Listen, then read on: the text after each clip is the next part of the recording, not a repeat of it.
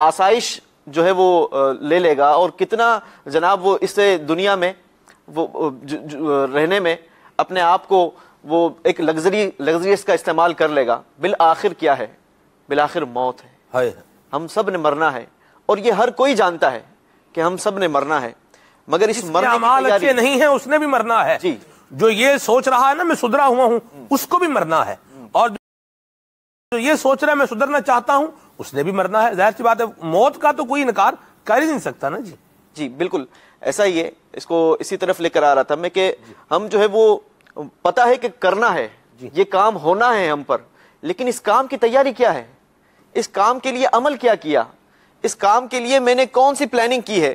ایک بڑی جسے کہا جائے کہ عبرت آموز اور سبق آموز حکایت ملتی ہے کہ ایک بادشاہ نے اپنے ملک میں ایک کمپٹیشن کروایا, اور کمپٹیشن یہ تھا کہ ہمارے ملک کا سب سے بڑا فول ترین شخص, بے وقوف ترین شخص کون ہے.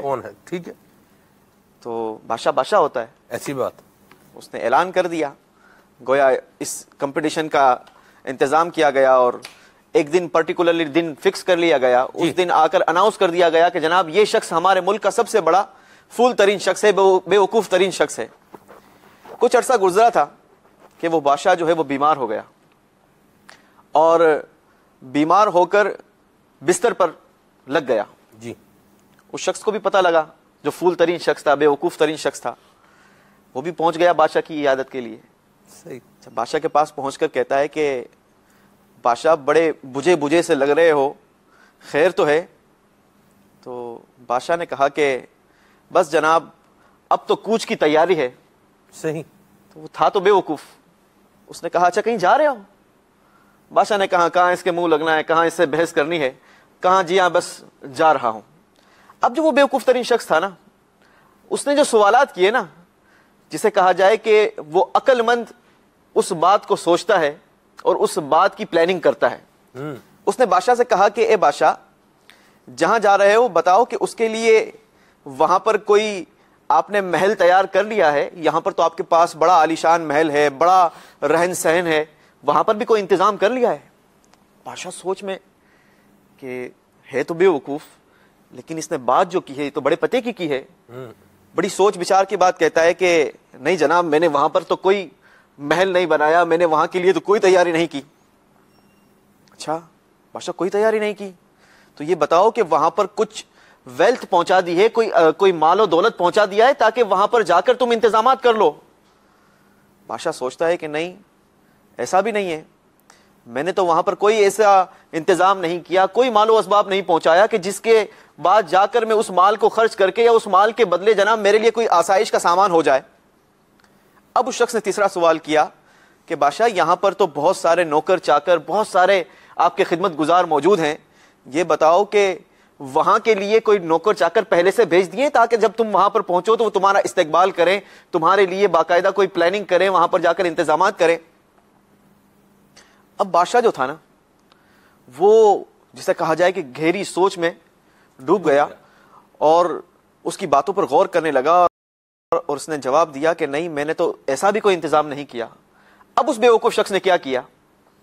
اس بے وقوف شخص نے بادشاہ نے جو اسے انعام میں اپنے گلے کی مالا دی تھی, وہ گلے کی مالا نکال کر بادشاہ کے گلے میں ڈال دیتا ہے اور کہتا ہے کہ بادشاہ مجھ سے بڑے بے وقوف تو تم ہو کہ جسے یہ پتا ہے کہ یہاں سے جا کر کہیں اور جانا ہے اور وہاں پر جا کر اب جو ہے وہ بقیہ ایام گزارنے ہیں, لیکن وہاں کے لیے تم نے کوئی پلاننگ نہیں کی. ہے تو یہ بظاہر ایک حکایت, ایک واقعہ, لیکن اس میں میسج کتنا بڑا ہے سلمان بھائی. اس کے اندر غور کرنے والی اس میں جو مدنی پھول ہے وہ کس قدر زیادہ ہیں کہ آج ہم سب کو پتا ہے کہ ہم نے اس دنیا سے رخصت ہونا ہے, چاہے یہاں پر کتنا ہی ہماری ویلتھ ہو, کتنا ہی ہمارا اثاثہ ہو, کتنی بڑی بڑی فیکٹریاں ہوں, کتنی بڑی بڑی گاڑیاں ہوں, کتنی لگژری ہم نے لائف گزاری ہو, اس کے باوجود ہم سب نے یہ سب کچھ چھوڑ کر اس دنیا سے کوچ کرنا ہے. لیکن اس کوچ کی ہم سب نے کیا تیاری کی ہے, اس کوچ کے لیے ہم نے کیا پلاننگ کی ہے, ہم نے کیا سوچا ہے؟ اور یہی سوچ, یہی فکر ہمیں دعوت اسلامی فراہم کیا کرتی ہے. آج کا میں سمجھتا ہوں کہ یہ جو ہمارا ٹاپک ہے کہ میں سدھرنا چاہتا ہوں, ایک کاش کہ وہ لوگ بھی اس دھارے میں آ جائیں ہر مسلمان کی یہ خواہش ہونی چاہیے کہ میں سدھرنا چاہتا ہوں، میں کرنا چاہتا ہوں، میں اللہ کی عبادت کرنا چاہتا ہوں، میں نماز پڑھنا چاہتا ہوں، میں روزہ رکھنا چاہتا ہوں، میں جناب نوافل پڑھنا چاہتا ہوں، میں راہ خدا میں صدقہ کرنا چاہتا ہوں۔ اب اس کی پلاننگ کریں۔ ظاہر ہے کہ زندگی میں جب ہم نے مال کمانا ہے، نوکری پہ جانا ہے یا کوئی بزنس کرنا ہے تو اس کی باقاعدہ پہلے پلاننگ کی جاتی ہے نا، ایسی بات کہ بزنس کرنا ہے تو پہلے جا کر اس بزنس کے ایکسپرٹ سے جا کر ملاقات کرنی ہے، اس سے جا کر اس کے ایف اینڈ بٹ پر بات کرنی ہے، سیکھنا ہے کہ جناب اگر اس انداز سے بزنس کریں گے تو اس کا کتنا فائدہ ہوگا، اس انداز سے کریں گے تو اس کے کیا نقصانات ہوں گے۔ تو اسی طریقے سے پہلے تو یہ ذہن بنائیں کہ میں سدھرنا چاہتا ہوں، میں اپنی زندگی میں نیک اعمال کرنا چاہتا ہوں، جو کہ ہماری زندگی کا مقصد ہے، لیکن بدقسمتی کے ساتھ کہ ہم اس مقصد کو بھلا بیٹھے ہیں۔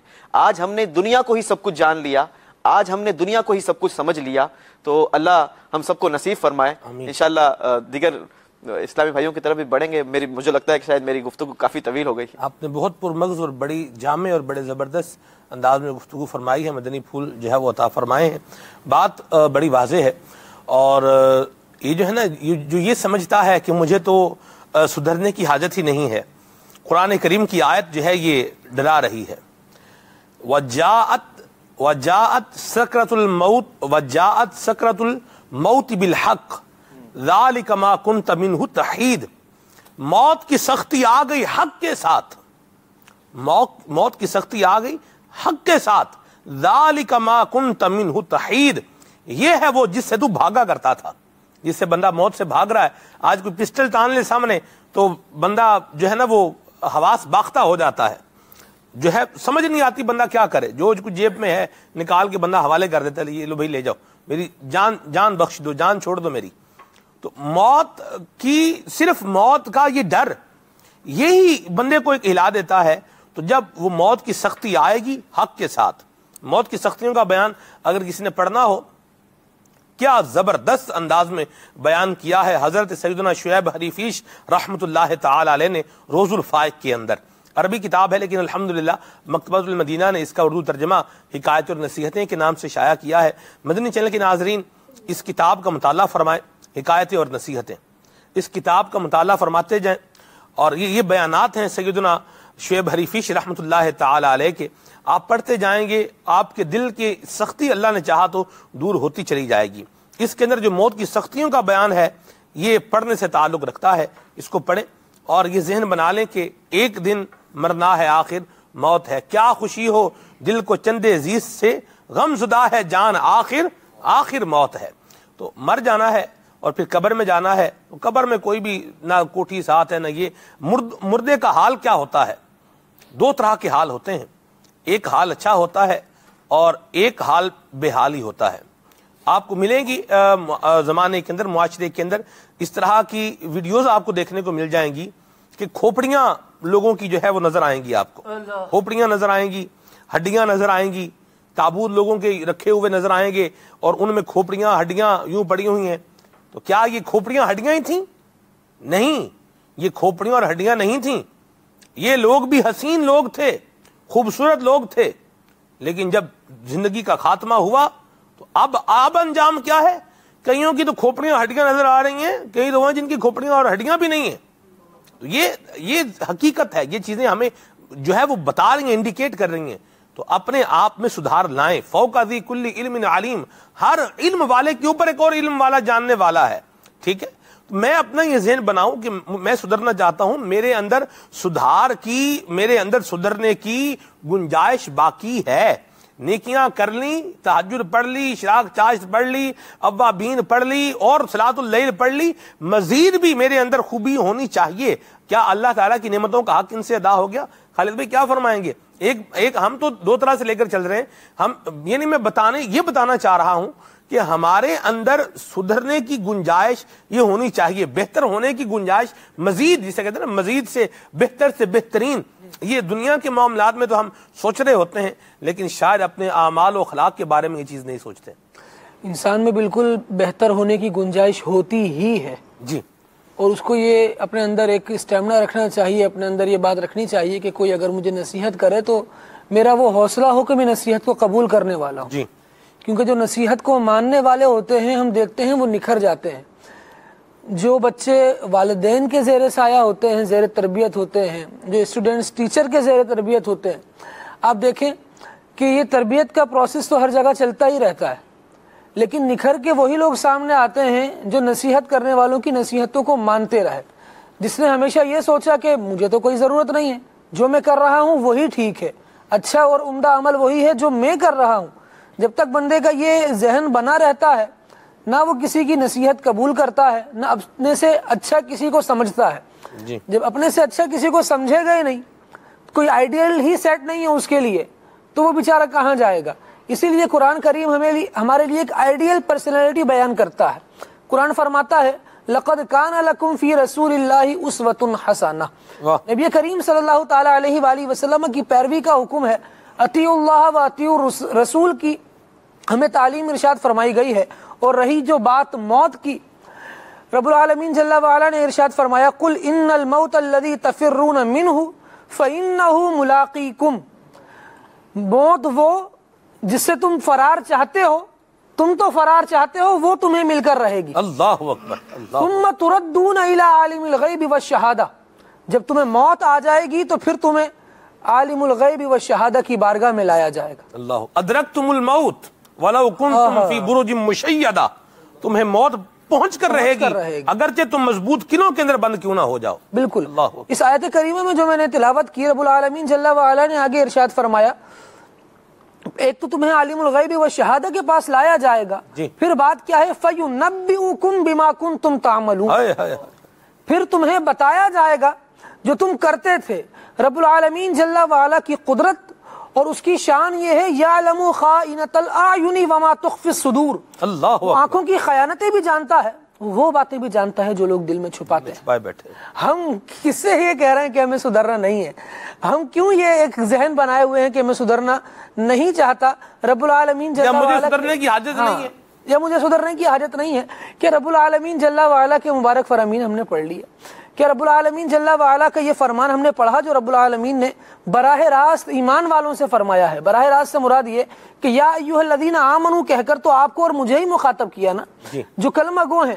رب العالمین جل وعلا نے ارشاد فرمایا یا ایھا الذین آمنوا لا تلہکم اموالکم ولا اولادکم عن ذکر اللہ، اے ایمان والوں تمہیں اللہ تبارک و تعالیٰ کے ذکر سے تمہاری مال اور تمہاری اولاد غافل نہ کر دے۔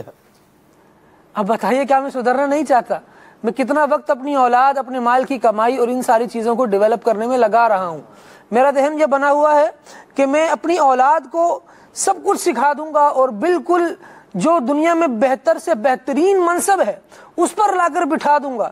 لیکن یہ بتائیے کہ جب رب العالمین کی بارگاہ میں پیش ہوگی آپ کی اولاد، تو آپ نے وہ بات اس کو بتائی ہے کہ جو کر کے اس نے رب العالمین کی بارگاہ میں مقام بنانا تھا۔ فرمایا گیا یا ایھا الذین آمنوا اتقوا اللہ ولتنظر نفس ما قدمت لغد، ہر جان جانے کہ اس نے کل کے لیے بھیجا کیا ہے۔ کیا بچے کو یہ بھی سکھایا تھا؟ یہی سکھایا تھا کہ بیٹا ہم آپ کے لیے جائیداد بنا کر جا رہے ہیں، آپ نے اپنے بچوں کے لیے جائیداد بنانی ہے۔ امیر اہل سنت بڑا پیارا شعر کہتے ہیں کہ سیٹھ جی کو فکر تھی ایک ایک کے 10 کیجئے، موت آ پہنچی کہ حضرت جان واپس کیجیے۔ اب اپنے آپ کو سدھار لیجئے اور اپنے اخلاق و کردار میں بہتری لائیے، اور اگر یہ بہتری ہے تو اس کو مزید بہتر بنانے کی کوشش کیجئے۔ یہ آج ایک مین جو ہے سٹریم میں ہماری جو ایک بات ہم نے لے کر آنی تھی وہ یہی تھی کہ یہ چیز اپنے دل میں سے نکال دیں کہ مجھے سدھرنے کی حاجت نہیں ہے، یا میرے اندر بہتری لانے کی حاجت نہیں ہے، یا میں جیسا ہوں میں نے ایسا ہی رہنا ہے، جیسا ہوں ویسا نہیں رہنا، اپنے اندر بہتری لانی ہے، اپنے اندر پازیٹیو جو ہے وہ چینج لے کر آنا ہے، اور ایسے اعمال کرنے ہیں جو اللہ تبارک و تعالیٰ کی رحمت کے بندے کو قریب کر دیں۔ ٹھیک ہے جی، یہ ایک بات ہو گئی۔ تو اللہ تبارک و تعالیٰ ہم سب کو توفیق عطا فرمائے، اعمال خیر کی بھی توفیق عطا فرمائے۔ مزید بھی اس پر بات کرتے ہیں۔ یہ تو ہو گیا حضور کہ ہمیں سدھرنے کی حاجت ہے اور مجھے سدھرنا چاہیے، ٹھیک ہے، پہلی بات۔ اور دوسرا، اب جو یہ ذہن بنا لے کہ میں سدھرنا چاہتا ہوں، تو وہ پھر کیسے، جس انداز سے وہ زندگی گزار رہا ہے، زندگی کے 20-22 سال جس انداز میں وہ گزار چکا ہے، ان کو پھر وہ کیسے تبدیل کرے، ان کو کیسے ڈائیورٹ کرے؟ سلمان بھائی، کچھ اس طرح سے بھی ہمیں سوچنا چاہیے، دنیاوی طور پر بھی ہم اس طرح سے سوچتے ہیں، اور دوسروں کے حق ادا کرنے کی کوشش کرتے ہیں. جیسے ہمارے ایک مقولہ ہے کہ ہم جس کا نمک کھاتے ہیں تو اس کی نمک حلالی کی بھی کوشش کرتے ہیں. تو آپ یہ دیکھیے، اگر ہم دیکھیں اللہ تبارک و تعالیٰ کی رحمتیں ہم پر کتنی ہیں، واہ، اللہ تبارک و تعالیٰ کے انعامات اور اکرامات ہم پر کتنے ہیں. ہم صرف اسی چیز کو دیکھ لیں تو پھر بندہ اس جانب بڑھتا ہے کہ وہ سدھرے. وہ اللہ تبارک و تعالیٰ کے ان انعامات اور اکرامات جو اللہ تبارک و تعالیٰ نے اس پر فرمائے تو اس کا حق ادا کرنے کی کوشش کرے. تو اس طرح سے کوشش کرے کہ اللہ تبارک و تعالیٰ کے مجھ پر انعامات کتنے ہیں اور میری طرف سے اللہ تبارک و تعالیٰ کے لیے کی جانے والی بندگی کتنی ہے. ایک روایت میں آتا ہے کہ امام حاکم نے مستدرک کے اندر اس روایت کو لے کر کے آئے، فرماتے ہیں کہ حضور علیہ الصلوۃ والسلام ایک دفعہ اپنے گھر سے باہر کی جانب نکلے. خرج علینا رسول اللہ صلی اللہ علیہ وسلم. صحابہ فرماتے ہیں کہ حضور علیہ الصلوۃ والسلام اپنے گھر سے باہر تشریف لائے اور ہم سے یہ فرمانے لگے کہ ابھی ابھی جبریل امین علیہ الصلوۃ والسلام تشریف لائے جی. اور انہوں نے فرمایا ایک شخص کے بارے میں کہ جو گزشتہ 500 برس سے اللہ تبارک و تعالیٰ کی عبادت میں مشغول ہے، اور عبادت وہ ایک پہاڑ کی چوٹی پر کر رہا ہے جس کے چاروں طرف سمندر ہے. اللہ تبارک و تعالیٰ نے اس پر انعام یہ فرمایا کہ اس کے پاس ایک میٹھے چشمے کو، پورا جو سمندر ہے کھارا ہے لیکن اس کے پاس جو پانی کا چشمہ بہ رہا ہے وہ میٹھے پانی کا چشمہ ہے، اور اس کو روزانہ ایک انار مل جاتا ہے جس سے وہ انار کھاتا ہے، پانی پیتا ہے اور 500 برس سے عبادت کر رہا ہے. تو جبریل امین علیہ الصلوۃ والسلام فرماتے ہیں حضور علیہ الصلوۃ والسلام سے کہ یا رسول اللہ صلی اللہ علیہ کیسا مخلص آدمی ہوگا وہ ہے جو عبادت کر رہا ہے اور اللہ تبارک و تعالیٰ اس کو کیسا انعام عطا فرما رہا ہے، کیسا اکرام عطا فرما رہا ہے. چلتے چلتے برس بل تذکرہ بات کر دوں. مدنی چینل کے ناظرین، تجربہ شدہ بات بتا رہا ہوں، تجربہ شدہ بات. اللہ تبارک و تعالیٰ کا ذکر کرے، اس کو یاد کرے. آپ کسی پریشانی میں ہیں، آپ کی پریشانی خود بخود اللہ نے چاہا تو وہ حل ہو جائے گی، اور یعنی بے مانگے ہی مل جائے گی. ایسا بھی ہوتا ہے. اللہ تبارک تعالیٰ کا ذکر کریں، اس کو یاد کریں اور کرم ہوتا ہے. الحمدللہ، سبحان اللہ. جی. تو کہنے کا مقصد یہ ہے سلمان بھائی، یہ جو روایت ہے یہ اس تعلق سے کہ ہمیں ایک لمحے کے اندر اللہ تبارک و تعالیٰ کی طرف سے جو انعامات مل رہے ہیں تو کروڑوں سالہ زندگی بھی ہمیں مل جائے تو ہم اس کا حق ادا نہیں کر سکتے. اب وہ شخص جو عبادت اس چوٹی پر کر رہا ہے، اس کو میٹھا پانی بھی میسر ہے، انار بھی مل رہا ہے، تو اب ہوتا یہ کہ وہ فرماتے ہیں کہ یا رسول اللہ صلی اللہ علیہ وسلم جب اس کی موت کا وقت قریب آئے گا تو یہ 2 دعائیں کرے گا اللہ تبارک و تعالیٰ سے. اور وہ یہ کرے گا کہ ایک تو اس کی دعا یہ ہوگی کہ مالک و مولا میں تیری عبادت کر رہا ہوں، اب جب میری روح کے قبض ہونے کا وقت آیا تو میری نیت یہ ہے، میں یہ چاہتا ہوں کہ مالک و مولا جب میری روح قبض کی جائے تو میں سجدے کی حالت میں ہوں. ایک دعا وہ یہ کرے گا. اور دوسری دعا وہ یہ کرے گا کہ اے مالک و مولا جب میری روح سجدے کی حالت میں نکل جائے تو قیامت تک میرا جسم جو ہے اس کو آب و ہوا نقصان نہ پہنچا سکے، ایسے ہی پڑا رہے. تو حضور علیہ الصلوۃ والسلام سے جبریل امین فرماتے ہیں یا رسول اللہ صلی اللہ علیہ وسلم اب میں جب وہاں سے گزرتا ہوں تو میں دیکھتا ہوں کہ وہ شخص ویسے ہی پڑا ہے. اللہ نے اس کی اس دعا کو قبول فرما لیا، اس نے سجدے میں سر رکھا، اس کی روح قبض کر لی گئی. کہا اب وہاں سے جب گزر ہوتا ہے تو وہ ویسے ہی پڑا ہے. فرماتے ہیں جب بروز قیامت حشر کا میدان لگا ہوگا اور وہ اللہ تبارک و تعالیٰ کی بارگاہ میں آئے گا تو اللہ تعالیٰ کی رحمت جوش میں ہوگی. اور جب وہ اللہ تبارک و تعالیٰ کے دربار میں آئے گا تو اللہ تبارک و تعالیٰ فرمائے گا فرشتوں میری رحمت کے صدقے اس کو جنت میں داخل کر دو. اللہ اللہ اللہ اللہ. لیکن یہاں ایک بڑی عجیب سی بات ہوگی جب وہ اس چیز کو دیکھے گا کہ اللہ تبارک و تعالیٰ اب بھی اپنی رحمت کے صدقے جنت دے رہا تو وہ کہے گا بل بعملی، اے مالک و مولا میرے عمل کا کیا ہوا، وہ جو میں نے 500 سال کی عبادتیں کی تھی اس کا کیا ہوا. تو جب اس کو پھر فرمائے گا مالک و مولا کہ اے فرشتوں میری رحمت کے صدقے اس کو جنت میں لے جاؤ، پھر دوبارہ وہ اس بات کا تقاضا کرے گا کہ بل بعملی میرے عمل کا کیا ہوا. پھر تیسری مرتبہ یہ کہا جائے گا کہ میری رحمت کے صدقے جنت میں داخلہ کر دو. لیکن پھر جب وہ تیسری مرتبہ کہے گا بل بعملی میری عمل کا کیا ہوا تو میرے عمل کے سبب مجھے جنت میں داخل کیا جائے نا. جی ہاں بالکل، بلکہ میرے عمل کے سبب وہ اللہ کریم اپنی رحمت کا فرما رہا ہے، یہ کہہ رہا نہیں میرے عمل کے ذریعے سے مجھے جنت میں داخل کیا جائے. اب باء سببیت ہے، با سببیت کے معنی کے لیے بھی آتی ہے یوسف بھائی شرامیات وامل جب آپ پڑھیں گے تو اس میں آپ یہ بات جان جائیں گے، یعنی میرے عمل کے سبب مجھے جنت میں داخل کیا جائے. جی. تو جب تیسری مرتبہ وہ یہ کہے گا تو اب اللہ تبارک و تعالیٰ کی رحمت جوش میں تھی اور پھر اچانک سے حکم صادر ہوگا قایشوا بنعمتی علیہ، اب اس کو میرے سامنے، اب اس کو ہمارے سامنے لے آؤ. اب حساب اور کتاب ہوگا کہ اس کی عبادت اور بندگی زیادہ ہے یا ہماری طرف سے اس کے اوپر ہونے والی رحمتیں اور انعامات زیادہ ہے.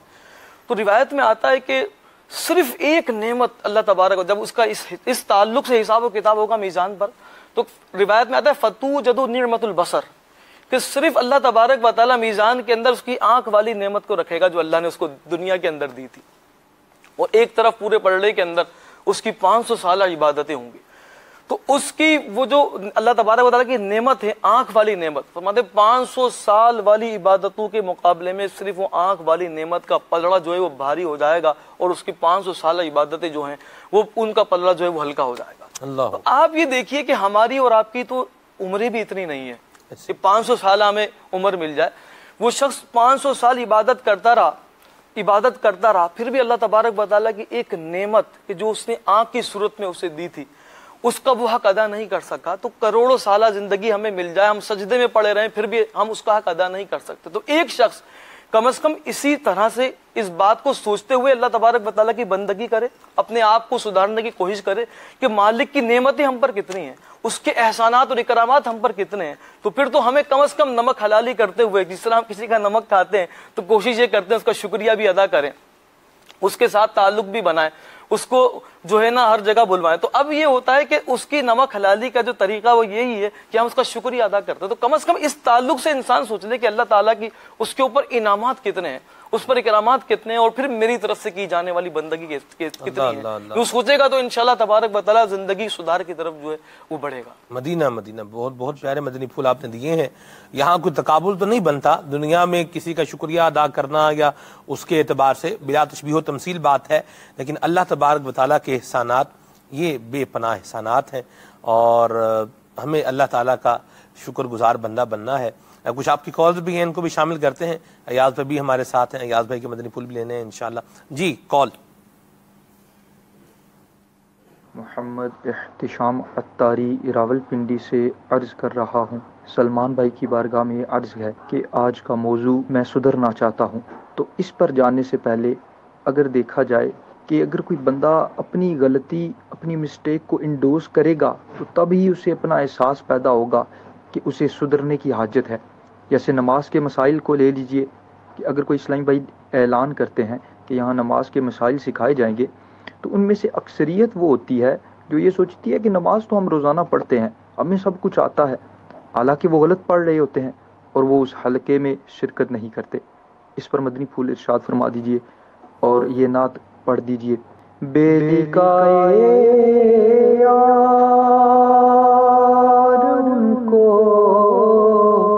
چین آ جاتا اگر بار بار آتے نہ یوں جبریل سدرا چھوڑ کر. مدینہ ماشاءاللہ. حضور غلطی کو انڈوز کرے گا تو پھر کیسے اپنی اصلاح کرے گا؟ غلطی ریئلائز کرنی پڑے گی. لفظ کا انتخاب اس کو یہاں چینج ہونا چاہیے تھا. چلیں بہرحال اللہ جزائے خیر عطا فرمائے. آپ کو بات جو آپ کرنا چاہ رہے تھے وہ میں سمجھ گیا. ایاز بھائی کیا فرمائیں گے آپ؟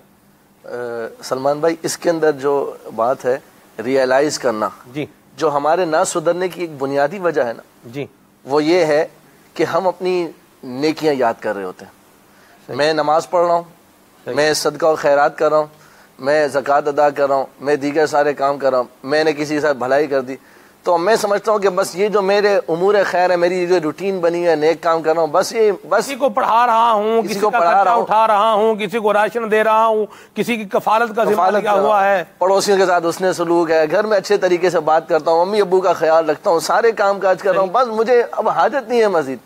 مسئلہ یہ ہوتا ہے کہ جب ہم اپنی نیکیوں کو اپنے پیش نظر رکھ رہے ہوتے ہیں تو ہمارے سدھرنے کے چانسز کم ہوتے چلے جاتے ہیں. ہم سمجھتے ہیں جی ہم بنا آہستہ آہستہ کمپلیٹ کی طرف جا رہے ہیں، اب ہمیں مزید حاجت نہیں ہے. لیکن جب ہم اپنے گناہوں کو پیش نظر رکھتے ہیں نا، تو پھر یہ تصور کبھی ہمارے دماغ میں نہیں آئے گا کہ ہمیں سدھرنے کی حاجت نہیں ہے. یہ کانسیپٹ ختم ہو جائے گا.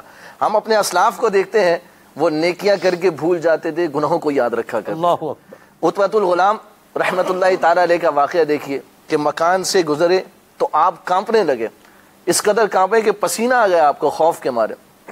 پوچھا گیا حضور کیا ہوا؟ ارشاد فرمایا کہ یہاں بچپن میں ایک خطا ہو گئی تھی، آج وہ خطا یاد آ گئی تو اس کے مارے جو ہے وہ خوف زدہ ہو گیا. اب یہ دیکھیے بزرگان دین کا انداز کہ وہ بچپن کی خطا تھی، وہ بچپن کی خطا تھی، اور اب اللہ تبارک و تعالیٰ کا قرب حاصل ہے، اللہ تعالیٰ کی ان کو ولایت حاصل ہے، اللہ تبارک و تعالیٰ کی بارگاہ میں مقام اور مرتبہ حاصل ہے. لیکن اس کے باوجود آپ دیکھیے کہ وہ اپنی نیکیوں اور حسنات کو پیش نظر رکھنے کے بجائے وہ اپنے گناہوں کو کس قدر یاد رکھے ہوئے ہیں. یہی سبب ہوتا ہے کہ ہم ان کاموں سے بچنے میں کامیاب ہو جاتے ہیں, ہم اپنی سدھرنے کی فکر کرنے میں کامیاب ہو جاتے ہیں, ہم اپنی اصلاح کرنے میں کامیاب ہو جاتے ہیں جب ہم اپنی غلطیوں کو یاد رکھتے ہیں, جب ہم اپنے گناہوں کو پیش نظر رکھتے ہیں. اگر ہم اپنے گناہوں کو پیش نظر نہ رکھیں بلکہ جناب اپنی نیکیاں ہی نیکیاں یاد کرتے ہیں, جی میں بہت اچھا ہوں, جی میں بہت اچھا ہوں, مجھے حاجت نہیں ہے, مجھے حاجت نہیں ہے, تو پھر ہم کبھی بھی اصلاح کی طرف جو ہے وہ نہیں بڑھ سکتے. تو یہ بھی ایک بہت یعنی مزید اصلاح کی طرف نہیں بڑھ سکتے, مزید اصلاح کی جو طرف نیکیاں کر رہا ہے وہ جاری رکھے, ایسا نہیں کہ اس کو چھوڑنا ہے بلکہ مزید اس کے اندر بہتری کی حاجت ہے. تو گناہوں بھی جو ہمارے ہیں ان کو بھی پیش نظر رکھیں, تو یہ بھی ایک سبب ہے اصلاح کی طرف بڑھنے کا, سدھرنے کی طرف بڑھنے کا. اس کال کو ہی جو دیکھ لیا جائے, اگر جو کالر نے ہماری بات کی کہ نماز درست کروائی جائے گی اس کا اعلان ہے, اور ہم تو پہلے سے ہی سمجھ رہے ہیں کہ ہماری تو ہے ہی درست. ہم نے پڑھنا کیسے سیکھی تھی جناب, گھر میں ہمارا ماحول تھا کہ سب نماز پڑھتے تھے, تو جس طرح بچے آگے سجدے میں گر جاتے ہیں کسی کو دیکھتے نماز پڑھتا ہوا, تو ویسے ہم بھی گر جاتے تھے. ہمیں یہ نہیں معلوم کہ پیشانی کس طرح لگانی ہے, ہمیں یہ نہیں معلوم کہ ہاتھ کہاں رکھنے ہیں. اسی طرح کئی ساری وضو میں ہماری غلطیاں ہیں, دیگر عبادات میں ہماری غلطیاں ہیں. زکوٰۃ تو یوں سمجھیں کہ جو جدی پشتی دی جا رہی ہے وہی دی جا رہی ہے, اور اتنی ہی دی جا رہی ہے. کاروبار اب بہت بڑھ گیا ہے, اموال زکوٰۃ بہت زیادہ ہو چکے ہیں, لیکن زکوٰۃ ہم وہی دے رہے ہیں جو پرانی ہے. تو ہم جب تک وہ جیسے ہے نا وہ شرعی حق مہر 32.5 روپے تو یہ چلتا آ رہا ہے, 32.5 روپے شرعی حق مہر, پتہ نہیں اس دور میں بھی 32.5 روپے تھا یا نہیں تھا. تو آج ہی بعض اوقات لوگ یہ اس طرح سے وہ لے لیتے ہیں, نام کر لیتے ہیں. تو یہ بھی ایک یہ بات یاد رکھیں, یہ شرعی حق مہر 32.5 روپے کوئی نہیں ہے. یہ جو رکھتے ہیں نا شرعی حق مہر 32.5, مجھے کسی نے کہا, اس نے کہا جی شرعی حق مہر کتنا ہے؟ میں نے کہا جی شرعی حق مہر تو 5 کروڑ روپیہ بھی ہو سکتا ہے. 5 کروڑ روپیہ, وہ 32.5 روپے والا سوچ رہا تھا بیچارہ, تو 5 کروڑ روپیہ بھی ہو سکتا ہے. تو میں نے کہا ہاں جی 5 کروڑ بھی ہو سکتا ہے. تو یہ کیا ہے؟ میں نے کہا کم سے کم مقدار متعین ہے, وہ ہے 10 درہم, ٹھیک ہے, 2 تولے 7.5 ماشے چاندی یا اس کی قیمت, ٹھیک ہے, کم سے کم اتنا ہونا چاہیے. صحیح بتا رہا ہوں نا؟ اچھا 10 درہم یعنی کم سے کم لا مہرہ لیقل 10 دراہم, 10 درہم سے کم جو ہے وہ حق مہر نہیں ہو سکتا. تو یہ 2 تولے 7.5 ماشے چاندی یا اس کی قیمت جو ہے وہ بنتی ہے. ایسی بات ہے خالد بھائی. بہرحال وہ اب انہوں نے کہا بھی زیادہ سے زیادہ کیا ہے, جو فریقین جس پر راضی ہو جائیں, میاں بیوی جس پر راضی ہو جائیں, دونوں جو ہے وہ اپنا کر لیں, ایک مسئلے پر جو ہے وہ کنسنسس کر لیں, تو وہ 5 کروڑ روپے پہ اگر دونوں راضی ہو جاتے ہیں تو 5 کروڑ روپے شرعی حق مہر ہو جائے گا. تو یہ 32.5 روپے والا معاملہ جو ہے نا, اس کا بھی سد باب ہو جانا چاہیے. چلیں چلتے چلتے بر سبیل تذکرہ کی بات ہوگی. جی خالد بھائی. یعنی اس چیز کو ہم دیکھ لیں کہ جو ہم کر رہے ہیں کہ ایک جاننے والے سے معلوم تو کر لیں. امام صاحب کو ایک مرتبہ سورہ فاتحہ اور نماز میں جو اذکار ہم کر رہے ہیں وہ سنا تو دیں. جو ارکان ہم ادا کر رہے ہیں, رکوع کس طرح میں کر رہا ہوں. جی. اب ایک رواج چل پڑا ہے مساجد میں کرسیاں رکھ کر نماز پڑھنے کی. ہاں جی. اب مجھے حاجت ہے یا نہیں ہے, ہاں جی, مجھے معلوم ہی نہیں ہے, لیکن یہ ہے کہ جس کی داڑھی کے چند بال سفید ہو گئے ہیں تو فیشن یہ ہے کہ وہ کرسی پہ بیٹھ کے نماز پڑھ رہا ہے, تو میرے بھی اگر سفید ہیں تو میں بھی پڑھوں گا. ضرور آپ کو اس سے چمبے کی بات بتاؤں یوسف بھائی, مدنی قافلہ 12 ماہ کا مدنی قافلہ تھا سن 2005 2 دسمبر کو ہمارے سفر کا جو ہے وہ آغاز ہوا تھا. جامعہ المدینہ سے پورا درجہ تھا ہمارا, تو اس اعتبار سے میں نے کہا یوں مدنی قافلے میں چلتے چلتے ہم ایک دور دراز کے علاقے میں پہنچے. وہاں جو ہے وہ دیگر لوگوں کو دیکھ کے اور جس کے بارے میں بات کرنے جا رہا ہوں اس کو دیکھ کے یہ لگتا تھا کہ یہ کوئی یہاں کی کوئی مالدار سامی ہے, یعنی کوئی چودھری ٹائپ کا بندہ ہے. یوسف بھائی انداز آپ دیکھیں, بندہ چلتا ہوا آیا ٹھیک ٹھاک جناب, بالکل ملنے ملانے میں بھی صحیح آ رہا ہے. اس کے پیچھے پیچھے ایک بندہ جس نے سر پہ کرسی اٹھائی ہوئی ہے. اچھا, کرسی لا رہا, وی آئی پی کرسی جناب اس نے سر پہ اٹھائی ہوئی ہے. وہ کرسی لے کر آ رہا ہے جناب, چودھری صاحب آئے اور ساتھ میں وہ پیچھے جو ان کا کام کرنے والا انہوں نے کرسی اٹھائی ہے. چودھری صاحب ایک جگہ پر رکے ہیں, اس نے جناب کرسی رکھی, اب چودھری صاحب جو ہے وہ کرسی پر بیٹھ گئے ہیں. جمعے کا دن تھا, تو انہوں نے یوں جو ہے وہ نماز ادا کری. میں سوچ رہا تھا لگ تو نہیں رہا کہ ان کو کرسی کی حاجت ہے, لیکن یہ بھی انداز دیکھنے میں آیا. لیکن اس میں ظاہر ہے کہ ہمیں اس پر بدگمانی نہیں کرنی ہوگی. صحیح ہو سکتا ہے کہ ان کے پاس ایسی مجبوری ہو کہ سجدے میں جاتے وقت ان کے, آج کل جو ہے نا سلمان بھائی, جو خوراک کا معاملہ ہے نا, وہ اس قدر ایسا ہو چکا ہے کہ بندہ چھوٹی سی عمر میں بہت ساری بیماریوں میں مبتلا ہو گیا ہے. ٹھیک ہے نا. تو عموماً ہوتا کیا ہے کہ لوگوں کے جوڑ جو ہے نا, اس میں سے جو لکوڈ ہوتا ہے وہ کم ہو جاتا ہے, جس کے باعث ان کی ہڈیاں آپس میں وہ ٹکراتی ہیں, اور جب ٹکراتی ہیں تو ان کو بیٹھنے اٹھنے میں بظاہر چلنے میں دوڑنے میں اس کو محسوس نہیں ہوگا, لیکن جب وہ زمین پر اس انداز سے بیٹھے گا نا تو اب اس کو تکلیف ہوگی. تو اس میں ہو سکتا ہے کہ کسی کے ساتھ شرعی عذر ہو اور اس نے مفتی صاحب سے اللہ کرے پوچھ لیا ہو, لیکن آپ جو جس طرف توجہ دلانا چاہ رہے تھے وہ بھی ٹھیک ہے, لیکن ہمیں جو ہے وہ بدگمانی نہیں کرنی, اس پر بھی غور رکھنا چاہیے کہ ہم تو بدگمانی نہیں کریں گے, اور درست بھی یہی ہے کہ بدگمانی سے تو بچنے کا ہی حکم ہے, لیکن جس طرف توجہ دلانا مقصود ہے وہ یہ ہے کہ جو میں کرنے جا رہا ہوں آیا دیکھا دیکھی کر رہا ہوں یا میں نے اس میں سدھرنے کے لیے کسی مفتی صاحب سے معلومات حاصل کر لی ہے. جی اگر صرف دیکھا دیکھی کر رہا ہوں تو ہو سکتا ہے میں دیکھا دیکھی عمل غلط کر رہا ہوں. میری نماز بنتی ہو کہ میں نے کھڑے ہو کر رکوع سجود والی مکمل نماز پڑھنی ہے, اور اگر میں بیٹھے بیٹھے پڑھ رہا ہوں تو دیکھ لیں کہ میں کس کی بارگاہ میں سجدے سے اپنی جبین کو دور کر رہا ہوں. اللہ اکبر, اللہ اکبر, اللہ اکبر.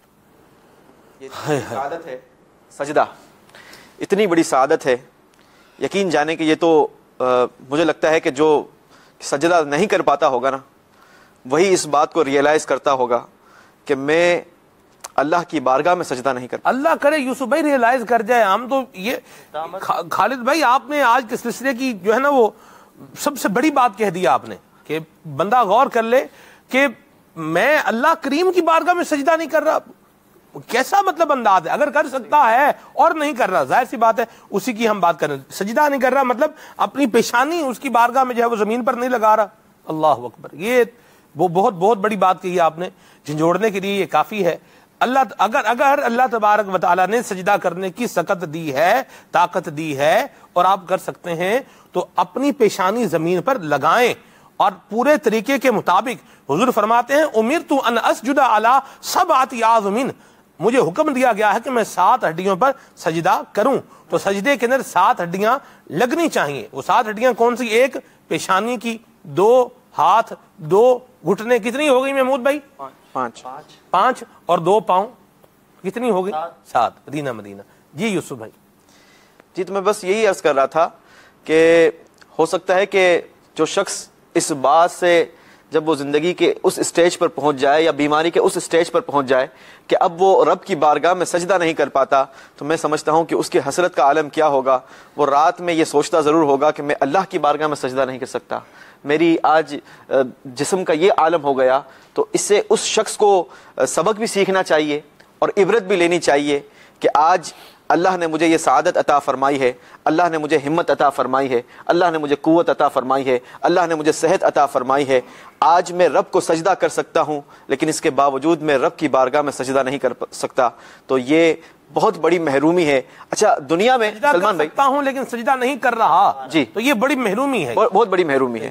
آج اگر دیکھا جائے نا تو جو آپ نے شروع میں تمہید باندھی تھی, قیامت کا منظر ہے, جو قبر کے حالات ہیں, قبر میں جو سوالات ہونے والے ہیں, سب پتہ ہے. آج دنیا میں اگر امتحان کے یہ جو ایام گزر رہے ہیں اس وقت, یہ امتحان کے دنیاوی اعتبار سے امتحان کے ایام گزر رہے ہیں. دیکھتے ہیں کہ گھروں میں بچوں کا یہ معمول ہے, رات دیر دیر تک مائیں بیٹھ کر پڑھا رہی ہیں, ٹیوشن جانے پر باقاعدہ پوری ان کے ساتھ ایفرٹ ہو رہی ہے, بڑی جو ہے وہ تیاری کا معاملہ ہے نا.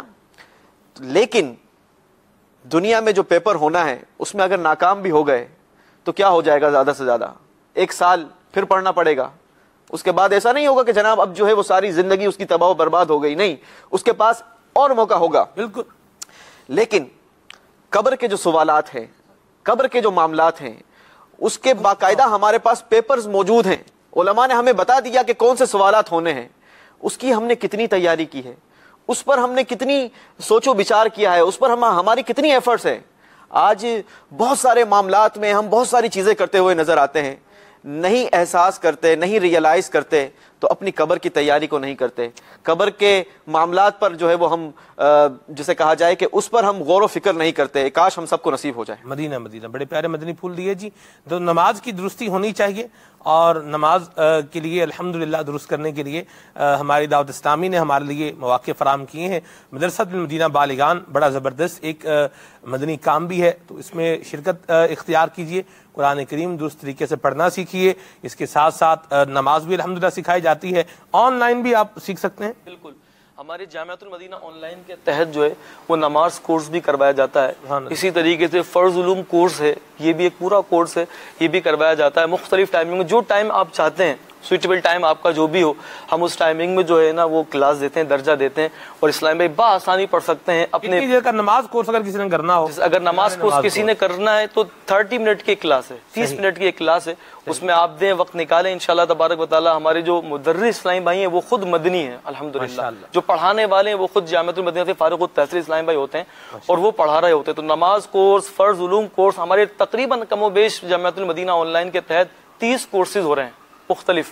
تو وہ اس میں آپ الحمدللہ دیکھیں, وزٹ کریں ہماری جو ہے وہ دعوت, ہمارا جو پیج ہے مدرسہ مدینہ آن لائن کا, اس کا وزٹ کریں, ورنہ ہماری فیس بک آئی ڈی بھی ہے, تو اس کے ذریعے سے بھی آپ کو جو ہے نا وہ اپڈیٹس مل سکتے ہیں. جی ٹھیک ہے, اس کے ذریعے بھی آپ رابطہ کر سکتے ہیں. یہ جو آپ فیس بک کے سوشل میڈیا کے لنکس مدنی چینل کی اسکرین پر دیکھ رہے ہوتے ہیں, تو یہاں پہ آپ رابطہ کر سکتے ہیں. انشاءاللہ آپ کی رہنمائی اس حوالے سے بھی کر دی جائے گی. یہی دعوت اسلامی کے آفیشیل جو سوشل میڈیا کے جو پیجز ہیں وہ وہی ہیں جن کی آپ یہاں پر مدنی چینل کی اسکرین پر لنکس جو ہے وہ دیکھتے رہتے ہیں. اس کے علاوہ جو ہے وہ کوئی دعوت اسلامی کا official social media network یا کوئی پیج نہیں ہے, وہی ہیں جو مدنی چینل کی اسکرین پر آپ کو نظر آتے رہتے ہیں. اللہ تعالی ہمارے حال پہ رحمت فرمائے.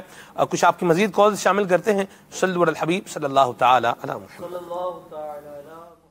محمد رجا چشتی, ہند پالیتانہ گجرات سے. سبحان اللہ عز و جل, سلسلہ کھلے آنکھ صلی اللہ کہتے کہتے ہیں اپنی برکتیں لٹا رہا ہے, اور آج کا موضوع بھی بہت ہی پیارا چنا ہے.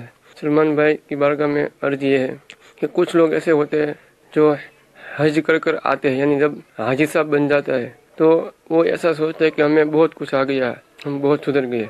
پھر اگر وہ کوئی غلطی کرے تو ان لوگوں کی اصلاح کرنا یہ تھوڑا بہت دشوار ہوتا ہے. ہمارے یہاں بھی واقعہ ہوا کہ ایک حاجی صاحب جو بڑی عمر کے تھے وہ آ گئے اور وہ نمازی کے سامنے سے گزرنے لگے. جب ان کو سمجھایا گیا تو بولے کہ آپ یہ سب باتیں یہاں کرتے ہیں, وہاں یعنی مکہ شریف میں تو ایسا کچھ نہیں ہے, لوگ نماز پڑھتے ہیں, دوسرے لوگ ان کے سامنے سے گزرتے ہیں. تو برائے کرم اس کے اوپر کچھ مدنی پھول ارشاد فرما دیں. اور یوسف بھائی ماشاء اللہ آئے ہیں, تو ان کی بارگاہ میں بھی ایک سوال عرض ہے کہ ہمارے کچھ اسلامی بھائی جو بڑی شخصیات ہوتی ہے ان کے جب دعوت دینے کا موقع آتا ہے تھوڑا گھبراتے ہیں, تو اس کے بارے میں کچھ مدنی پھول ارشاد فرمائیے. ماشاءاللہ, اللہ آپ کو جزائے خیر عطا فرمائے. یہ تو ہیں جی, اگر بڑی عمر کے حاجی صاحب ہیں ان کو سمجھانے کے طریقے پر بھی غور ہونا چاہیے. چشتی صاحب اللہ آپ کو جزائے خیر عطا فرمائے. ایک تو ہمارا انداز پازیٹیو ہونا چاہیے, طریقے سے جو ہے وہ سمجھانا چاہیے. حضرت امام حسن حسین کی مثال بڑی مشہور ہے. دیکھا ایک بزرگ شخص تھا, وہ وضو کر رہا تھا, اس کے وضو میں غلطی تھی, تو آپ نے فرمایا کہ ہم وضو کرتے ہیں, آپ دیکھیے ہم صحیح کر رہے ہیں. تو یوں وضو کر کے دکھایا اور اس بندے نے کو اپنی غلطی کا احساس ہو گیا کہ میں یہاں پر غلط کر رہا ہوں. تو ایک تو یہ بھی انداز ہے. حضرت امام حسن حسین حضور کا گھرانہ ہمیں بتا رہا ہے, سمجھا رہے ہیں, تو یہ انداز جو ہے وہ لیا جائے. اور دوسری بات یہ ہے کہ حج کر لیا ہے, اور حج کرنے سے بندہ کو PhD ہولڈر نہیں ہو جاتا. حج کرنا ایک بڑی سعادت مندی کی بات ہے.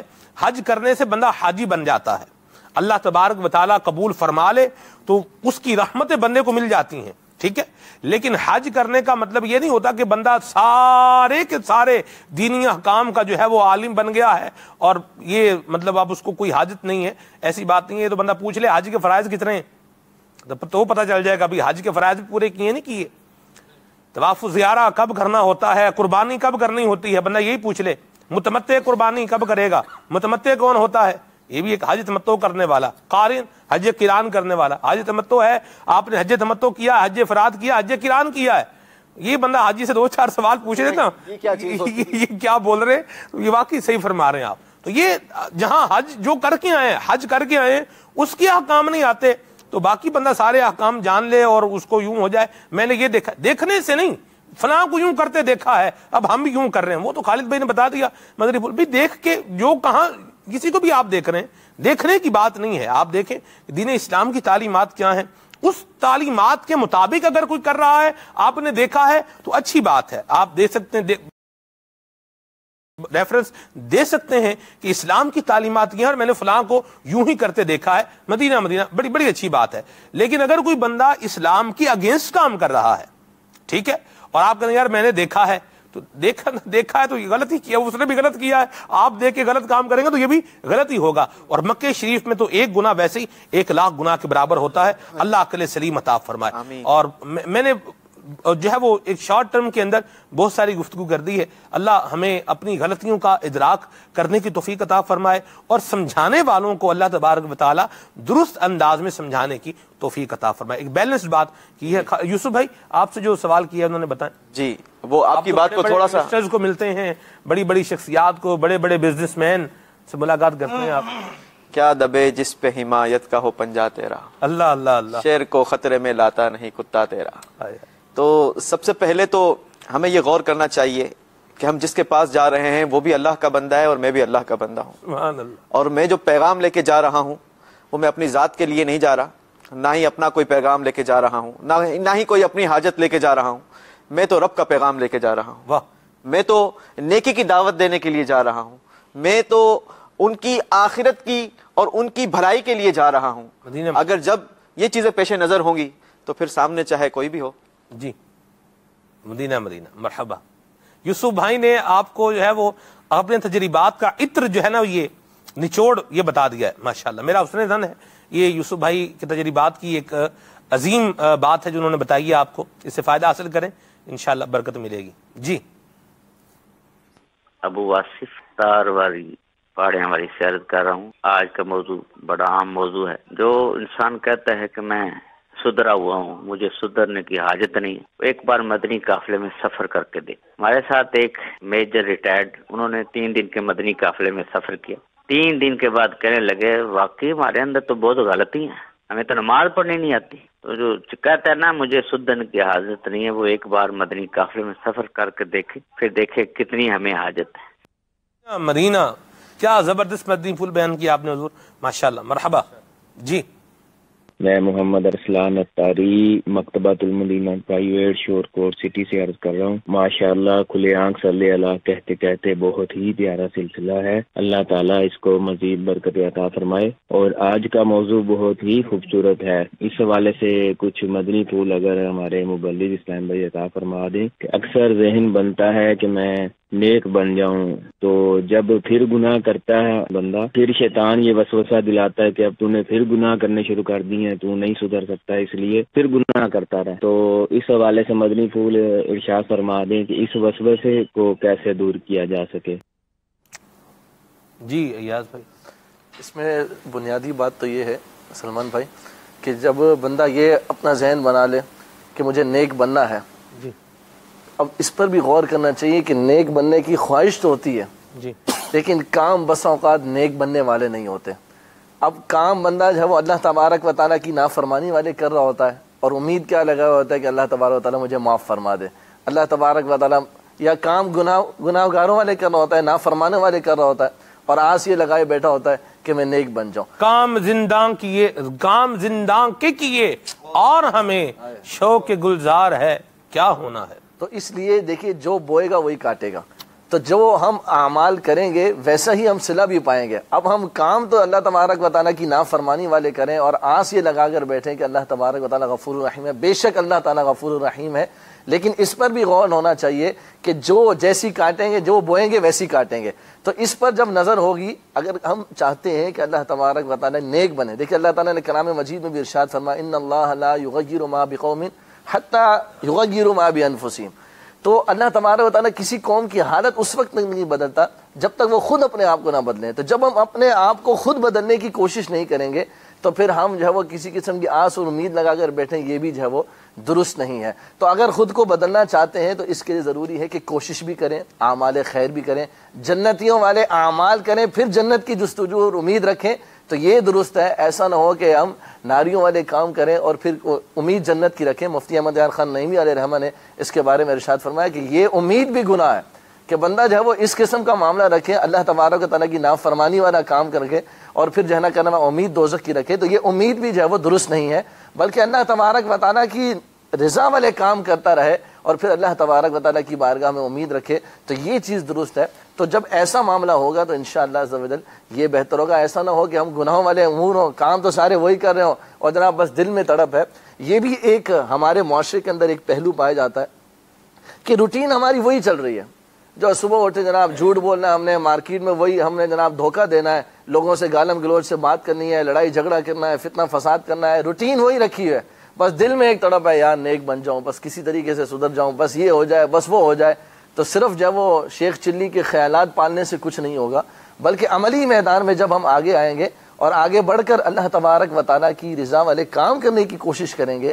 بزرگان دین کے ایسے واقعات جس میں اصلاح کے پہلو موجود ہیں ان کو پیش نظر رکھتے ہوئے، اپنی قبر و حشر کو یاد کرتے ہوئے جب ہم اعمال کرنے کی کوشش کریں گے تو انشاءاللہ عز و جل بہتری ہمارے اندر آئے گی. امام اہل سنت فرماتے ہیں اے دل یہ سلگنا کیا، جلنا ہے تو جل بھی اٹھ. جب یہ بار بار ہے سلگ رہا ہے دل کے بن جاؤں نیک، بس اب جل بھی اٹھ، بن جا، چھوڑ دے. اور دوسری بات جو توبہ والی ہے، توبہ تو بندہ کرتا ہی رہے، گناہ ہو جائے پھر کر لے، پھر توبہ کر لے، ایک گناہ ہوا پھر توبہ کر لے. توبہ بھی تو ایک نیکی ہے. ان الحسنات یذہبن السیئات والا معاملہ ہے. یہاں بندہ نیکی کرے گا اس کے گناہ چلے جائیں گے. دوسری بات یہ کہ رب العالمین جل وعلا ارشاد فرماتا ہے ان اللہ یحب التوابین، تواب کثرت سے توبہ کرنے والے. ایک مرتبہ توبہ کر لی پھر بندہ گناہوں میں لگ گیا، ایسا ہو جاتا ہے، بتقاضا بشریت پھر گناہ کر دیتا ہے، لیکن پھر توبہ کر لے. رب العالمین جل وعلا کے پیارے حبیب نے فرمایا التائب حبیب اللہ، توبہ کرنے والا اللہ کو پیارا ہے. سبحان اللہ، سبحان اللہ. ارشاد فرمایا بندے تو سارے خطا کار ہیں، لیکن بہتر بندہ وہ ہے جس سے خطا ہو جائے تو پھر وہ ڈٹا نہ رہے بلکہ اللہ تعالیٰ کی بارگاہ میں رجوع کر لے، توبہ کر لے، تو اس کو بہتر شخص جو ہے وہ قرار دیا گیا. تو مایوسی بھی نہ ہو لیکن ہٹ درمی بھی نہ ہو، ڈٹا بھی نہ رہے، بلکہ اللہ تعالیٰ کی رحمت پر رجوع بھی رکھے اور عمل کی کوشش بھی کرتا رہے، تو انشاءاللہ سدھار ضرور آئے گا. مدینہ مدینہ مدینہ مدینہ. اصل جو بات ہے نا وہ کوشش کی ہے. جی سدھرنا تو چاہتا ہوں، ایفرٹس کیا کیے، اس کے لیے کیا میں نے کام کیا. آج اگر روزی کی، حالانکہ ہر مسلمان کا یہ جیسا کہا جائے کہ نظریہ بھی ہے، عقیدہ بھی ہے کہ اللہ تبارک و تعالی وہ روزی دینے والا ہے، لیکن روزی کے لیے روز صبح گھر سے باہر نکلتے ہیں، دفتر پر بھی جاتے ہیں، مختلف مشغولات بھی اپناتے ہیں تاکہ اس سے رزق حلال ملے. حالانکہ رزق کا وعدہ تو اللہ تبارک و تعالی نے کیا ہے نا کہ اللہ تبارک و تعالی وہ روزی دے گا. اور ملتا ہے کہ روزی جو ہے وہ بندے کی ایسے وہ کرتی ہے، پیچھے تلاش کرتی ہے جس طریقے سے موت تلاش کرتی ہے. اس طریقے سے بندے کے لیے روزی ہے، لیکن اس کے باوجود میری ایفرٹس کتنی زیادہ ہے. روزانہ اس کے لیے نکلنا بھی ہے. اگر 10 گھنٹے کی جاب ہے تو چاہے جتنا تھکا ہوا ہوں، جو کچھ کیا ہوا ہے، اس کے باوجود 10 گھنٹے جا کر وہاں پر میں نے وہ مصروفیت کرنی ہے، میں نے وہاں پر جا کر نوکری کرنی ہے، لیکن نیک بننا ہے. اب اس کے لیے میں نے کیا ہے. حالانکہ اللہ تبارک و تعالیٰ کی طرف سے رزق کا وعدہ ہے، ایمان سلامت لے جانے کا وعدہ نہیں ہے کہ بندہ اگر مسلمان ہے تو اب وہ اس گارنٹی نہیں ہے کہ وہ ایمان کے ساتھ ہی دنیا سے رخصت ہوگا. اس کے باوجود میں نے کتنی ایمان کی حفاظت کی فکر کی، میں نے کتنے نیک اعمال کرنے کی فکر کی. تو ہم سب کو اپنی اگر یہ خواہش ہے کہ مجھے سدھرنا ہے، مجھے کچھ کرنا ہے، تو اس کے لیے ایفرٹس بھی ضروری ہے، ایفرٹ ضروری ہے. مدینہ مدینہ ماشاءاللہ. غزالی علیہ رحمہ کا ایک بڑا ہی پیارا فرمان سلمان بھائی، ارشاد فرمایا تم نجات کی امید تو رکھتے ہو لیکن اس کے راستوں پر نہیں چلتے ہو. فرمایا کشتی خشکی پر نہیں چلا کرتی، کشتی پانی میں ہی چلتی ہے. تو اگر نجات کی امید ہے تو پھر ایفرٹس بھی کرنی ہوگی، کوشش بھی کرنی ہوگی، جو اس کے راستے اور طریقے ہیں انہیں اختیار بھی کرنا ہوگا. مدینہ مدینہ ماشاءاللہ. رزق کی آپ نے بات کی یوسف بھائی، جی واقعی ایسی بات ہے، رزق بندے کو تلاش کرتا ہے. اور میں تو آج کل اس کا بہت تجربہ مدنی چینل کے ناظرین دیکھ رہا ہوں، اس کو واقعی یہ ہے. اب کل رات کا بھی ایک تجربہ ہے، بہرحال اس کو ہر تجربہ بتایا بھی جائے، یہ ضروری نہیں ہے، وقت بھی جا رہا ہے، آپ کی کالز بھی لینی ہے. محمود بھائی بھی اس انتظار میں ہے کہ میری باری کب آئے گی. محمود بھائی پیوستہ رہ شجر سے امیدیں بہار رکھ، صلاۃ و سلام آپ نہیں پڑھنا ہے، صلاۃ و سلام اور کوئی نہیں پڑھے گا، آپ ہمت میں رہیں، حوصلے میں رہیں. بہرحال کلام بھی پڑھیں گے انشاءاللہ. جی کچھ کالز اور شامل کرتے ہیں. ہاں جی. میں ہند کے سر ویراول سے بول رہا ہوں، میرا نام جاوید ہے. ماشاء اللہ آج کھلے آنکھ صلی اللہ کہتے کہتے میں محمود بھائی کی آمد ہے، تو ان سے میں یہ کلام سننا چاہتا ہوں مولانا حسن رضا خان کا. کون کہتا ہے کہ زینت خلد کی اچھی نہیں.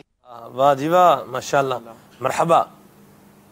سلمان میاں سید کوکب احمد عرض کر رہا ہوں باب المدینہ. कराची से।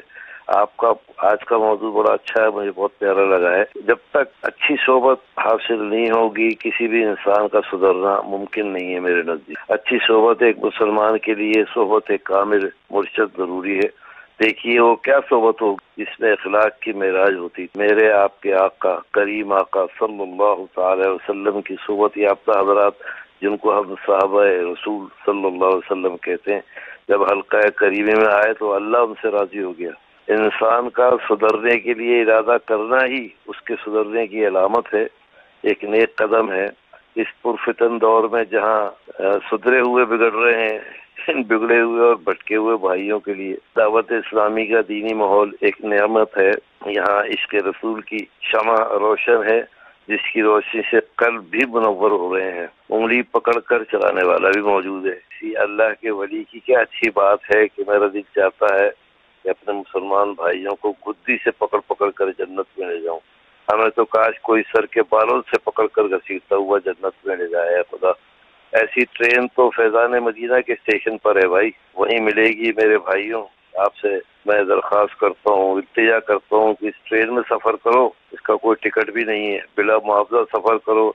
इस मौके पर मुझे आला हजरत रहमतुल्लाह अलैह का एक शेर याद आता है कि फिर के गली गली तबाह ठोकरें सबकी खाऊं और दिल को जो अक्ल दे खुदा तेरी गली से जाऊं क्यों। जज़ाकल्लाह। अल्लाह अल्लाह। फिर के गली गली तबाह ठोकरें सबकी खाएं क्यों, दिल को जो खुदा तेरी गली से जाएं क्यों। आपकी मोहब्बत, आपके जज्बात, मरहबा। यहाँ एक और बात भी अर्ज कर दूं कि सिर्फ दावत इस्लामी का मदनी माहौल ही जो है वो नजात का जरिया है, ऐसी बात नहीं है, ये क्लियर कर दूं। अल्हम्दुलिल्लाह आशिकान रसूल, उलमा, सुलहा जो सलासिल हैं, अल्हम्दुलिल्लाह तरीकत के सलासिल हैं, ये अपनी बरकतें और बहारें लुटा रहे हैं। आशिकान रसूल, हुजूर से मोहब्बत करने वाले, हुजूर से प्यार करने वाले, हुजूर की चाहत दिल में रखने वाले और प्यारे आका अलैहिस्सलाम की मोहब्बत को ही सिखाने वाले आशिकान रसूल अल्हम्दुलिल्लाह खिदमत कर रहे हैं। अल्लाह करीम कबूल फरमाए। और जो खिदमत करने वाले हैं उनमें एक जो है वो मुमताज नाम अल्हम्दुलिल्लाह आपके जो है दावत इस्लामी के मदनी माहौल का भी है अल्हम्दुलिल्लाह, अल्लाह करीम कबूल फरमाए। और ये तो जैसे आपने फरमाया ये ट्रेन है, इसका टिकट नहीं है और बिल्कुल आ जाना चाहिए, और कोई मेंबरशिप भी नहीं है, कोई फीस भी नहीं है, सालाना मेंबरशिप फीस भी भरनी हो, ऐसा भी मामला नहीं है। अल्हम्दुलिल्लाह आप आ जाएं, दावत इस्लामी के मदनी माहौल से वाबस्ता हो जाएं। लेकिन कभी अगर ट्रेन का सफर करें तो ट्रेन में जो है वो बिला टिकट सफर करना ये जुर्म है, ठीक है। तो फिजिकल ट्रेन की बात कर रहा हूँ, जो ट्रेन स्टेशन से यानी बाबुल मदीना कैंट स्टेशन से जो आपको ट्रेन मिलेगी वहां सफर करना है तो टिकट लेकर ही करना है। तफन्नुन की एक बात है ये साथ में होगी। वैसे सैयद साहब माशाल्लाह बड़े प्यारे इनका अंदाज भी है, जज्बा भी है। मैं दावत दूंगा, आइए आप भी दावत इस्लामी के साथ मिलकर नेकी के इस काम में आप भी शामिल हो जाइए। हो सकता है कि शायद आपके पास कोई जिम्मेदारी भी हो, अगर नहीं है तो मैं आपको दावत देता हूँ। आप बड़े प्यारे मुबल्लिग, आपका अंदाज जो है वो बड़े प्यारा अंदाज है और कुड़न भी है। तो इस कुड़न का, इस जो आपके अंदाज है, इसका भरपूर इस्तेमाल भी होना चाहिए। तो जरूर दावत इस्लामी के साथ मिलकर नेकी के इन कामों को आगे बढ़ाने में आप भी अपना किरदार अदा कीजिए। यानी बात इन्होंने इरशाद फरमाई कि सोहबत बड़ी असर अंदाज होती है। तो मुझे निगरान शुरा का रात एक मदनी मशवरा, मदनी फूल याद आ गया सलमान भाई, जो आपने फरमाया कि लिबास तब्दील करने में कितना टाइम लगता है। लिबास तो फौरन तब्दील हो जाता है, लेकिन अखलाक और किरदार, इसको कैसे सुधारा जाए, इसमें कैसे तब्दीली लाई जाए, तो यकीनन इसमें एक बड़ा इफेक्ट जो है वो सोहबत का है कि जब बंदा सोहबत नेक लोगों की उठाता है, अच्छों की सोहबत उठाता है, तो यकीनन उसका असर जो है वो बंदे के किरदार में, अखलाक में, बोल चाल में जाहिर होता है। तो हकीकत ज़ाहिरी एतबार से तो हम बहुत जल्दी अपने आप को चेंज कर सकते हैं, लेकिन जो बातनी मामलात हैं, अखलाक व किरदार के जो मामलात हैं, उसको यकीनन अच्छी सोहबत ये बड़ी का बहुत ज़रूरी है हमारे अखलाक व किरदार की बेहतरी के लिए। हाँ यूसुफ भाई को मैं आपको वाक़या सुना, कल सुना है हमने जी, और फिर दो दोस्त यहाँ से गए घूमने फिरने के लिए, यहाँ से गए इस्लामाबाद पहुंचे, सही इस्लामाबाद पहुंचे, वहां जो इनके दोस्त जो थे ना वो अच्छे लोग नहीं थे।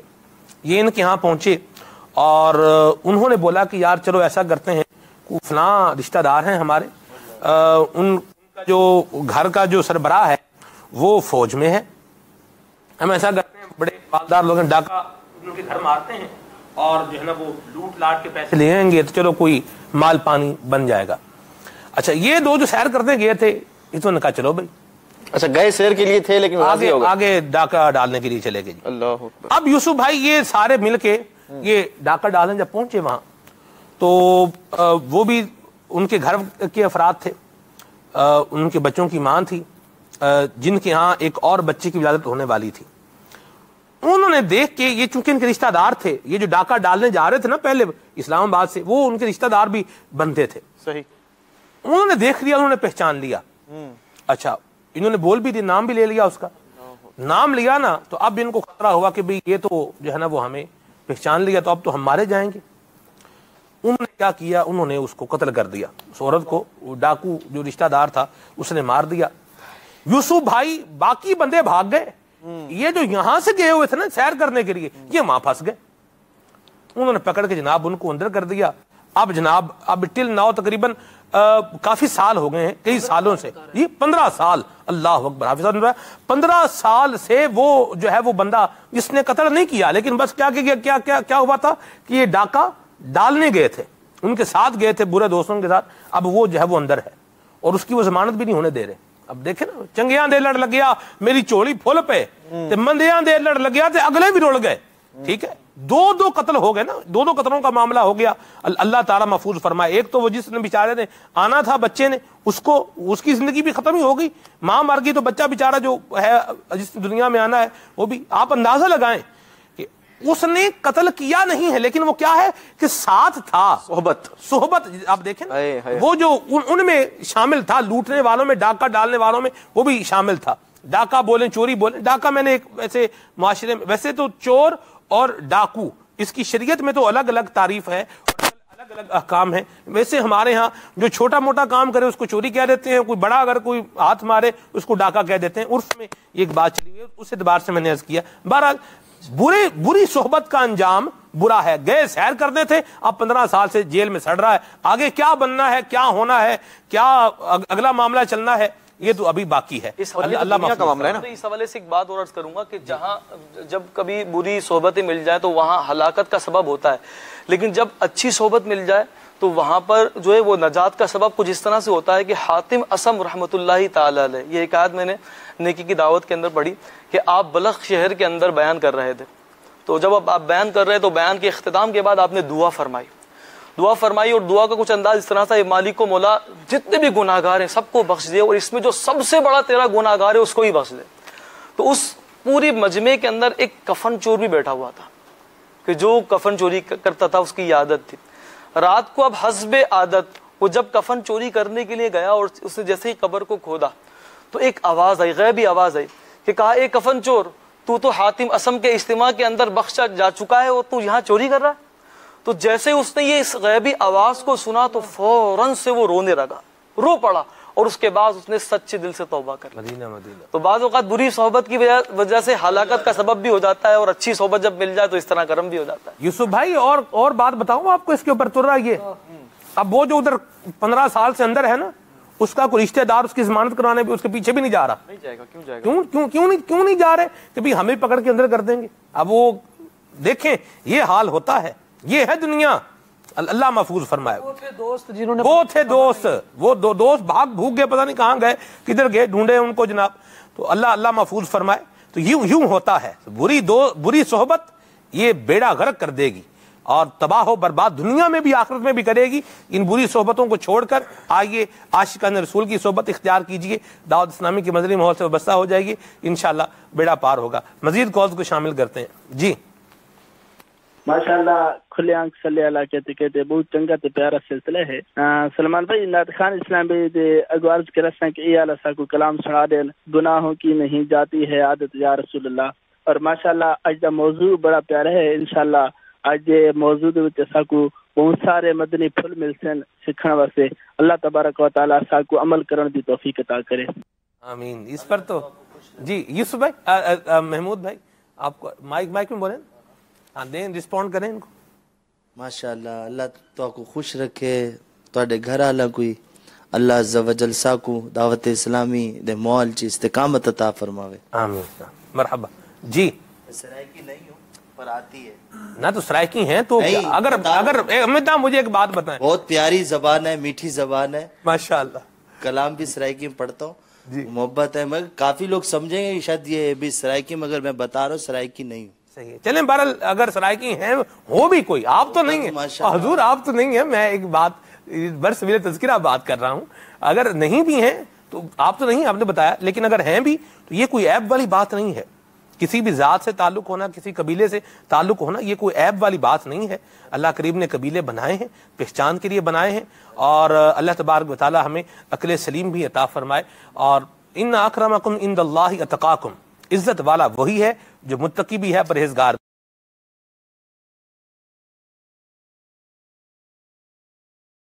بھی ہے. آپ نے سرائکی کی بات کی تو یہ حضرت خواجہ غلام فرید رحمۃ اللہ تعالی علیہ کا ایک شعر مجھے یاد آ گیا.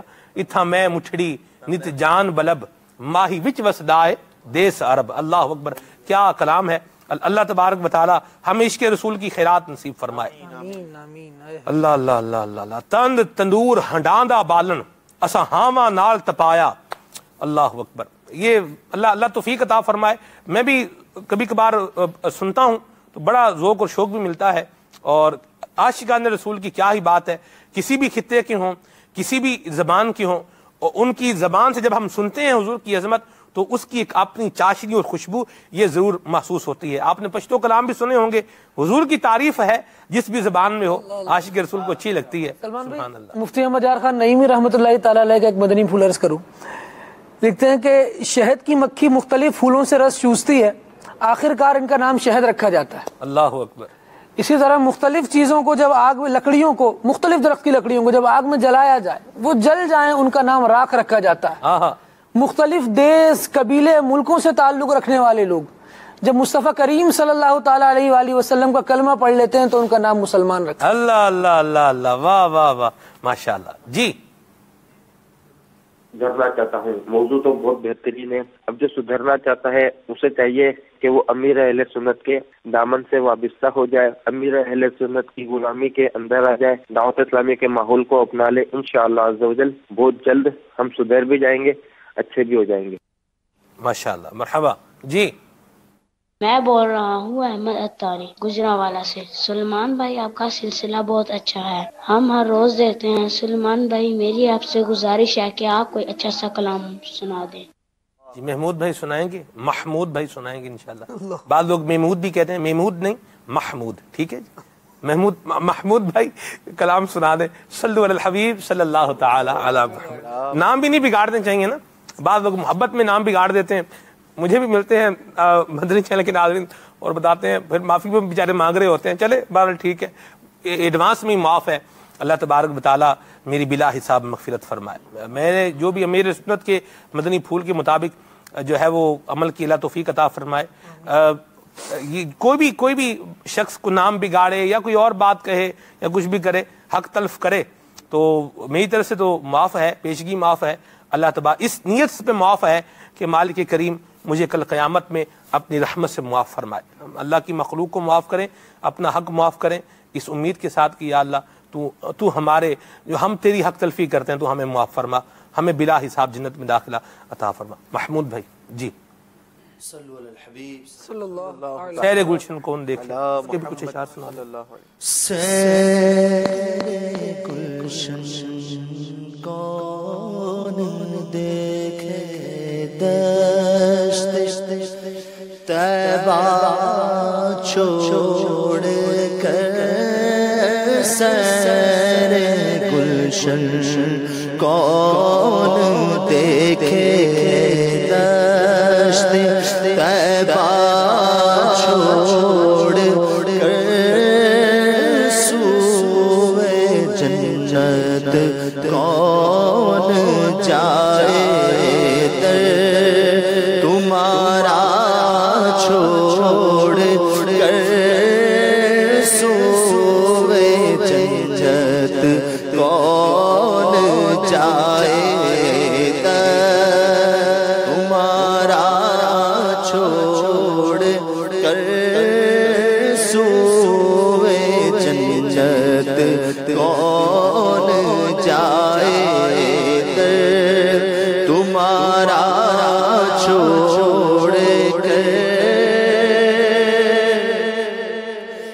بیلی کا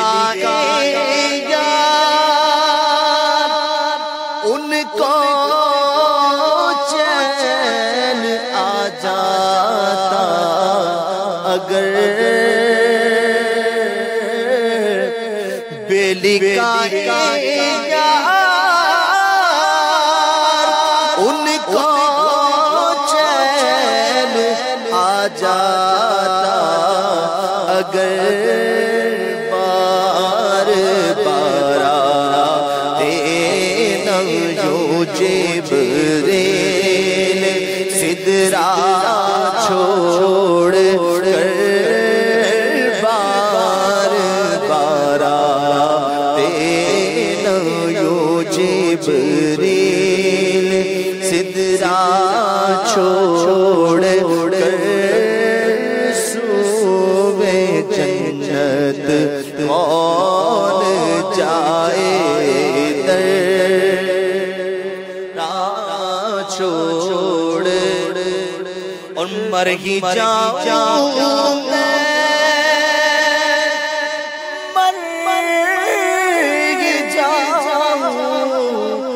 مر ہی جاؤں میں اگر اس در سے جاؤں دو قدم مر ہی جاؤں میں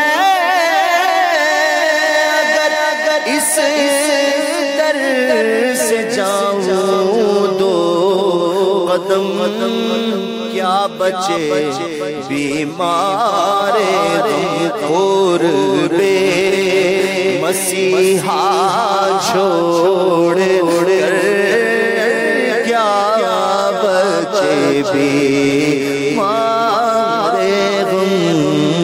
کیا بچے بیمار قرب مسیحا چھوڑ کر ایسے چلے پر کروں میں لاکھ پوروں کو نثار ایسے چلے پر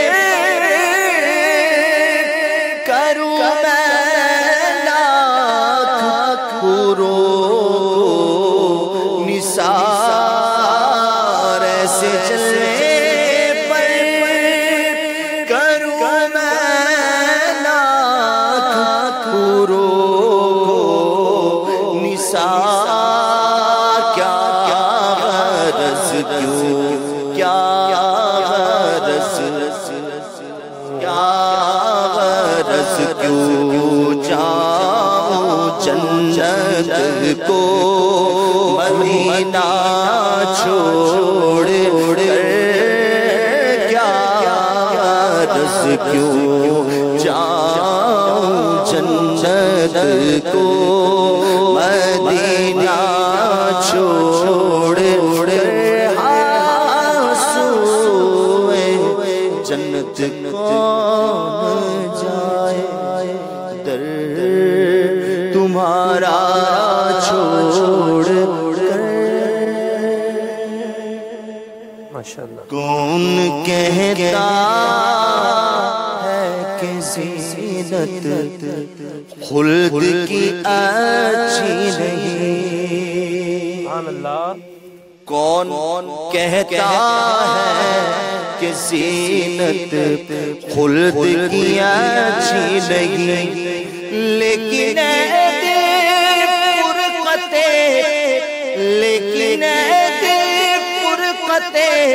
ہوئے نبی اچھی نہیں کون کہتا ہے کہ زینت خلد کی اچھی نہیں کون کہتا ہے کہ زینت خلد کی اچھی نہیں کچھ خبر بھی ہے برا ہوں کچھ خبر ہے میں برا ہوں لیکن کچھ خبر ہے میں برا ہوں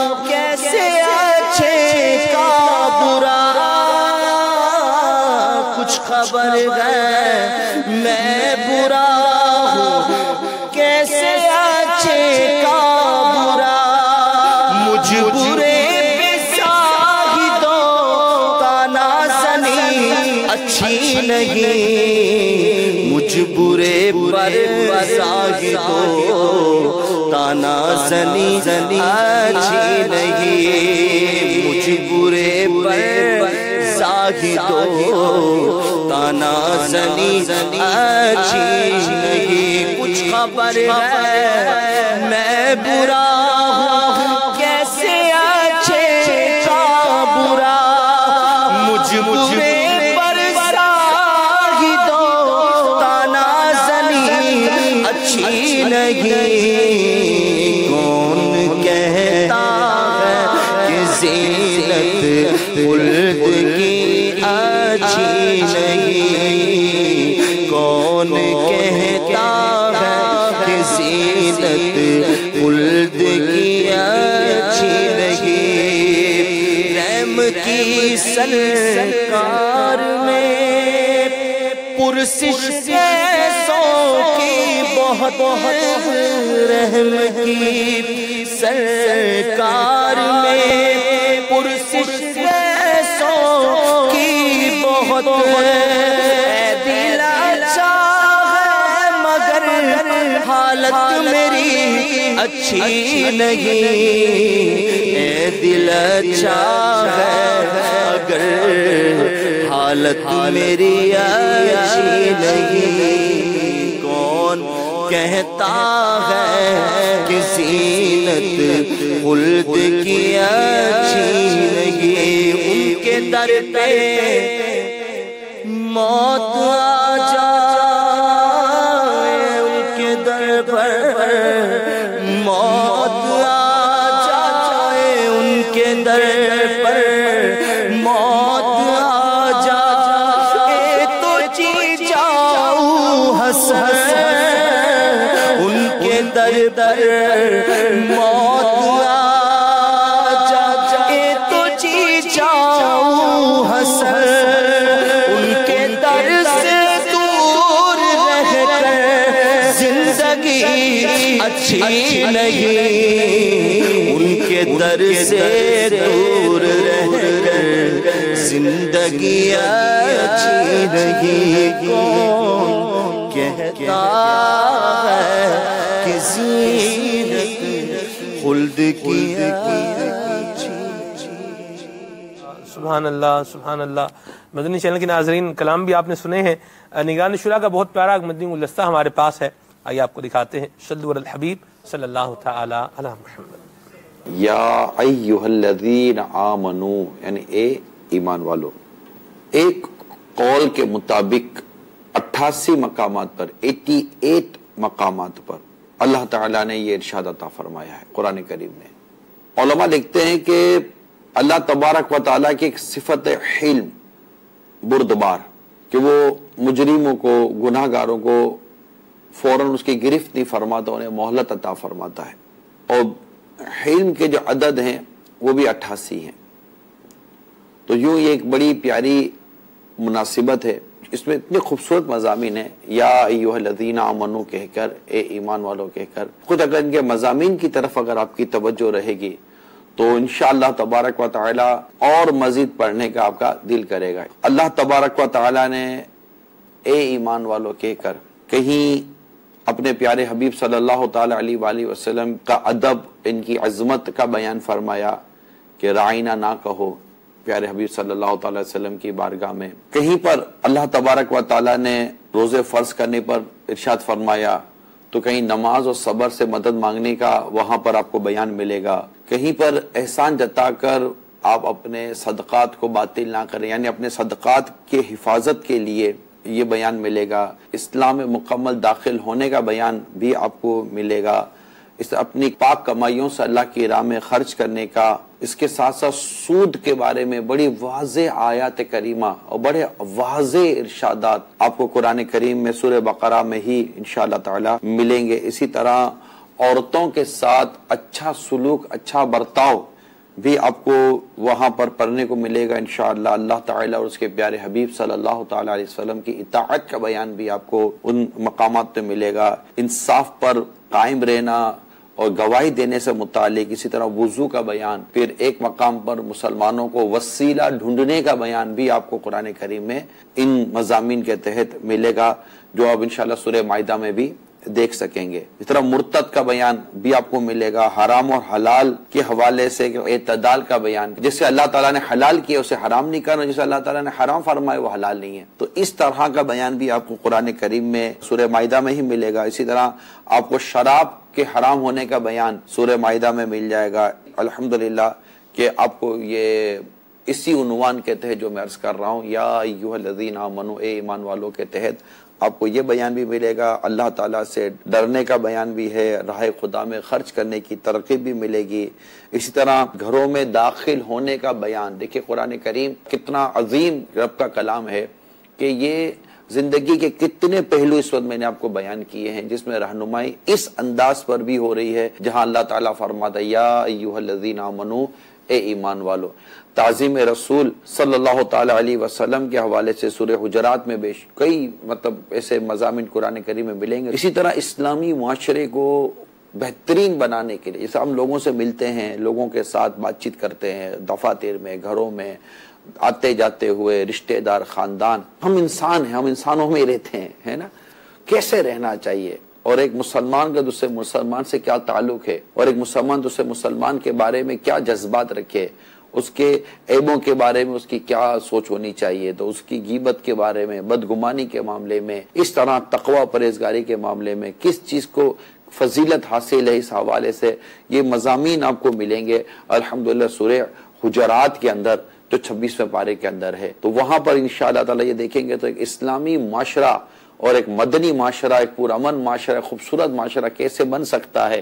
الحمدللہ اس کا ذکر آپ کو قرآن کریم کے سورہ حجرات جو پارہ 26 ہے وہاں آپ اس کو پا سکیں گے. اسی طرح مجلس کے آداب اور مجلس کے حوالے سے کہ جہاں لوگ جمع ہوتے ہیں اس کے حوالے سے بھی انشاءاللہ مضامین ملیں گے. اسی طرح قیامت کی تیاری, قبر کی تیاری کے حوالے سے بھی اللہ تبارک و تعالیٰ نے اپنے بندوں کو جو ارشاد فرمایا, ایمان والوں کو جو ارشاد فرمایا, اس کو آپ سورہ حشر میں دیکھ سکیں گے. اسی طرح اور بہت ساری چیزیں ہیں مال و اولاد کے حوالے سے کہ مال و اولاد تمہیں اللہ تعالیٰ کے ذکر سے غافل نہ کر دے, سورہ منافقون میں یہ بیان ہے. اسی طرح اپنے گھر والوں کے حوالے سے کس طرح کا ذہن ہونا چاہیے, خود کو اور اپنے گھر والوں کو جہنم کی آگ سے بچانا, اور پھر اس کا ذکر آپ کو سورہ تحریم میں ملے گا. خالص توبہ کا بیان بھی آپ کو سورہ تحریم میں ملے گا. یا ایھا الذین آمنوا, اے ایمان والو. کچھ تھوڑا سا آپ کو یہ سمجھے کہ خلاصہ بیان کیا ہے جن پر عمل کر کے ہم اپنی دنیا اور آخرت کو بہتر بنا سکتے ہیں. اللہ تعالیٰ کے اس پاکیزہ کلام قرآن کریم سے مدد لینے کے کاش ہمیں عادت نصیب ہو جائے. اللہ اللہ اللہ. اے ایمان والو, یا ایھا الذین آمنو. اچھا یہاں یہ بھی عرض کر دوں کہ کچھ لوگ بعض اوقات آیت پڑھتے ہوئے اس میں غلطی بھی کر جاتے ہیں, تو وہ بڑی غلطی, بہت بڑی غلطی بھی بن سکتی ہے. یا ایھا الذین آمنو اپنا بیچ میں کوئی اس طرح سے اضافہ کر دیتے ہیں, تو یہ اچھی بات نہیں ہے. قرآن کریم ایسے ہی پڑھنا ہے جیسے قرآن کریم پڑھنے کا حق ہے. یا ایھا الذین آمنو, ٹھیک ہے جی. اللہ تبارک و تعالی ہمیں قرآن پڑھنے کی بھی, درست قرآن پڑھنے کی بھی توفیق عطا فرمائے. موضوع پر اگر کالز ہیں تو مجھے بتائیے, میں یہ چاہوں گا ہم کالز کو ہی سلسلے کا حصہ بنا لیں. آپ کے میسیجز بھی ہیں, اللہ جزائے خیر عطا فرمائے. ہیں کال جی, میسیجز کچھ شامل کرتا ہوں میں. یہ ہیں جی, نام ہے ان کا عرفان لیاقت بھائی ہیں ڈسکا سے, بڑی مہربانی آپ کے میسیج کے لیے. یہ بتائیں یہاں پر ایاز بھائی کہ انسان اپنی جو عادت ہے, گناہوں کی عادت جو اس کی طبیعت کا حصہ بن چکی ہے, اسے کیسے چھوڑ دے؟ دیکھیے عادت تو اس میں ایک مدنی پھول جیسے پیش کیا کہ صحبت جو ہے وہ گناہوں کی عادت سے بچنے میں ایک مؤثر ثابت ہوتی ہے. ٹھیک ہے. اور دوسری بات یہ ہے کہ محاسبہ کرے بندہ. واہ. جب بندہ اپنا محاسبہ کرتا ہے, بزرگان دین کو, اسلاف کے جب ہم طرز عمل کو دیکھتے ہیں تو وہ ان کی زندگی میں محاسبے کا, دیکھیے حضرت فاروق اعظم رضی اللہ تعالیٰ کا فرمان, اپنا محاسبہ کرو قبل اس کے کہ تمہارا محاسبہ کیا جائے. تو اپنا حساب کتاب کی عادت, چیک ان بیلنس دنیاوی معاملات میں تو ہم نے رکھا ہوا ہے, کاروباری معاملات میں تو رکھا ہے. آیا ہم نے گناہوں کے معاملے میں, نیکیوں کے معاملے میں بھی اپنا چیک ان بیلنس رکھا ہے یا نہیں رکھا؟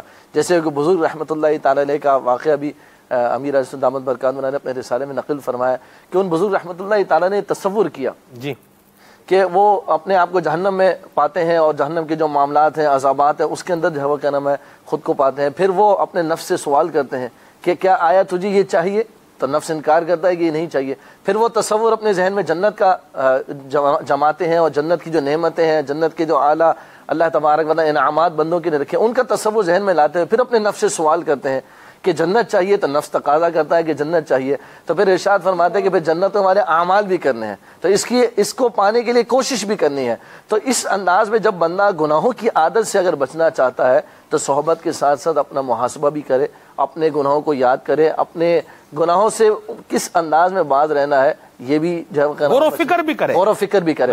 حضرت ابن السمہ رحمۃ اللہ تعالیٰ علیہ کا بھی امام غزالی علیہ رحمہ نے واقعہ نقل فرمایا, کتنا پیارا ان کا انداز تھا. انہوں نے اپنی عمر کا حساب لگایا, جب اپنی عمر کے ایام کو دینا, اور جب ان کی عمر کے ایام 21,600 بنے, تو آپ نے اپنے نفس سے اس انداز میں محاسبہ کیا کہ اگر روز بھی ایک گناہ کیا ہو تو 21,600 گناہ ہو گئے, اور اس میں کئی دن ایسے بھی ہوں گے کہ ہزاروں گناہ بھی اس کے اندر جو ہے وہ مجھ سے سرزد ہو گئے ہوں گے.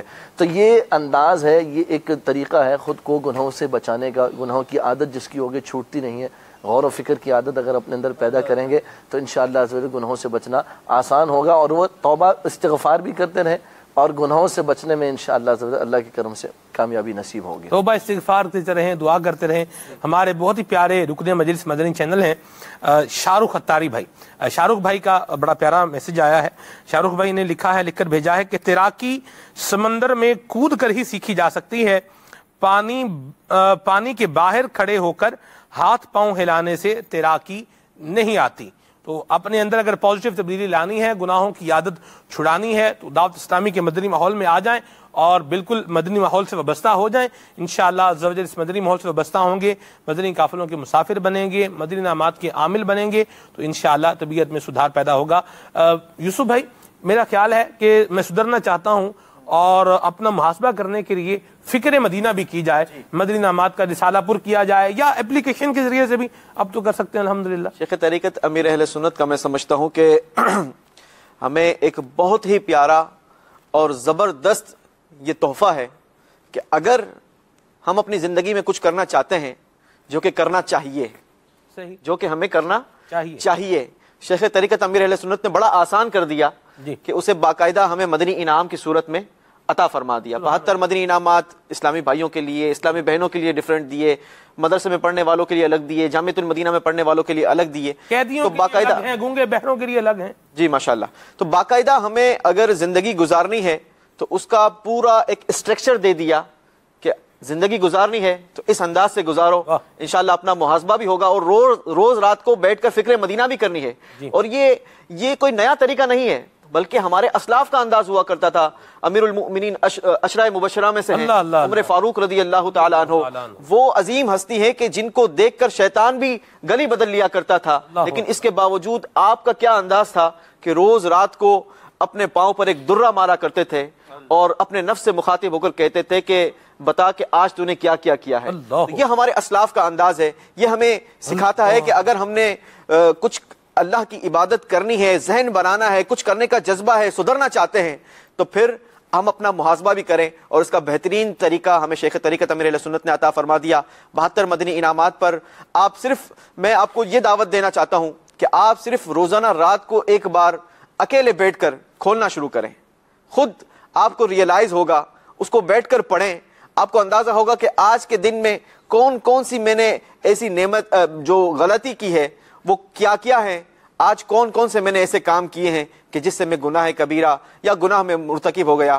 لہٰذا اس کا ضرور مطالعہ شروع کریں. میں یہ نہیں کہتا کہ آپ یکدم 72 مدنی انعامات پر عمل کرنا شروع کر دیں, لیکن ہم اگر سدھرنا چاہتے ہیں, اگر یہ تمنا دل میں ہے, تو پھر اس بات پر آ جائیے کہ 72 مدنی انعامات کے آپ رسالے کو بیٹھ کر روزانہ کھولنا شروع کر دیں. انشاءاللہ عز و جل اللہ جذبہ بھی نصیب کرے گا اور عمل کی بھی سعادت مل جائے گی. حاجی زمزم تو فرمایا کرتے تھے 19 سیکنڈ تک اس کو دیکھ ہی لیں, روزانہ 19 سیکنڈ تک دیکھنا شروع کر دیں تو بھی ذہن بنے گا. الحمدللہ ہماری مجلس آئی بڑا زبردست کام کر رہی ہے, اور اس پر ہمیں اپلیکیشنز بھی جاری, فکر مدینہ کی اپلیکیشن بھی ہے مدنی انعامات کے نام سے. تو ایک ہماری مجلس آئی کی اپلیکیشن کا آپ کو آئیے تعارف بھی دکھائے دیتے ہیں. جی, اسلامک ای بک لائبریری موبائل ایپلیکیشن 36 مختلف زبانوں میں مختلف موضوعات پر مشتمل اسلامک ای بک لائبریری اب آپ کے ہاتھوں میں. کسی بھی اسلامی ماہ سے متعلق کتب کی دستیابی. اس ایپلیکیشن میں انشاءاللہ عز و جل آپ کو نئی آنے والی کتب سے متعلق اپڈیٹس بھی ملتی رہیں گی. مطلوبہ کتاب سرچ کریں اور ڈاؤن لوڈ کریں. سوشل میڈیا پر ثواب کی نیت سے شیئر کرنا مت بھولیے گا. مجلس آئی ٹی اور مجلس تراجم کی مشترکہ پیشکش. اس موبائل ایپلیکیشن کو ابھی ڈاؤن لوڈ کیجیے. ماشاءاللہ میرے موبائل میں یہ پہلے سے ہے, میں دیکھ رہا تھا, اور مدنی انعامات کی اپلیکیشن یہ بھی میرے موبائل میں تو ہے. آپ کے موبائل میں ہے یا نہیں ہے؟ نہیں ہے تو ہونی چاہیے, اور ہے تو اس کو استعمال بھی کرنا چاہیے. دونوں چیزیں ساتھ ہیں. اللہ تبارک و تعالی ہمیں عمل کی بھی توفیق عطا فرمائے. کیا کہیں گے ایاز بھائی, بعض اوقات ایسا ہوتا ہے کہ ہمارے پاس ذرائع ہوتے ہیں لیکن شیطان ہمیں اس طرف جانے ہی نہیں دیتا, یعنی ایسا نگلیکٹ کر دیتا ہے, ایسی غفلت دلا دیتا ہے کہ ہے پھر بھی بندہ دور ہے. کیا فرمائیں گے؟ اصل میں اس حوالے سے یہ مدنی انعامات کا رسالہ جیب پہ ہے, بندہ وضو کر رہا ہے, اس پہ پانی گر رہا ہے, اور دن گزرنے کے ساتھ ساتھ وہ بوسیدہ بھی ہو رہا ہے, لیکن کھول کے فکر مدینہ یہ کرنی نصیب نہیں ہے. کیا کہیں گے آپ؟ اصل میں اس میں دیکھنے کی یہ حاجت ہے کہ ہم دنیاوی طور پر بھی ہم دیکھتے ہیں, ہم ان چیزوں کو زیادہ جلدی اڈاپٹ کرتے ہیں کہ جو ہمارے فائدے کی ہوتی ہیں. جی, ہم اگر کاروبار کرنا چاہیں تو کاروباری طور پر بھی اس راستے کو اپناتے ہیں کہ جس میں کاروباری طور پر زیادہ فائدہ حاصل ہو. جی, تو اس میں بھی اس طور پر بھی ہمیں وہ راستہ اپنانا چاہیے کہ جس کے اندر فوائد زیادہ حاصل ہوتے ہوں. جی, اور وہ یہی راستہ ہے کہ انسان اپنے اوپر اپنے نفس پر غور و فکر کرے. قرآن مجید فرقان حمید میں اللہ تبارک و تعالی ارشاد فرمایا, یا ایھا الذین آمنوا اتقوا اللہ ولتنظر نفس ما قدمت لغد, کہ ہر نفس کو, ہر جان کو یہ چاہیے کہ وہ یہ سوچے کہ اس نے آئندہ کل کے لیے آگے کیا بھیج رکھا ہے. تو وہ اس وے کو, اس راستے کو اپنائے کہ اپنا ہر قدم جو آج وہ اٹھا رہا ہے اس سے قبل یہ وہ اپنا محاسبہ کرے کہ میں جو قدم اٹھا رہا ہوں آیا یہ ایسا قدم ہے کہ کل بروز قیامت اگر میں اٹھاتا ہوں اور اللہ تبارک و تعالیٰ کی بارگاہ میں اس قدم کو پیش کیا جاتا ہے تو کیا اللہ تبارک و تعالیٰ کی رحمت میرے قریب آئے گی؟ اگر ایسا ہے تو پھر تو میں کہوں کہ شکر کے سجدے کرنے چاہیے انسان کو.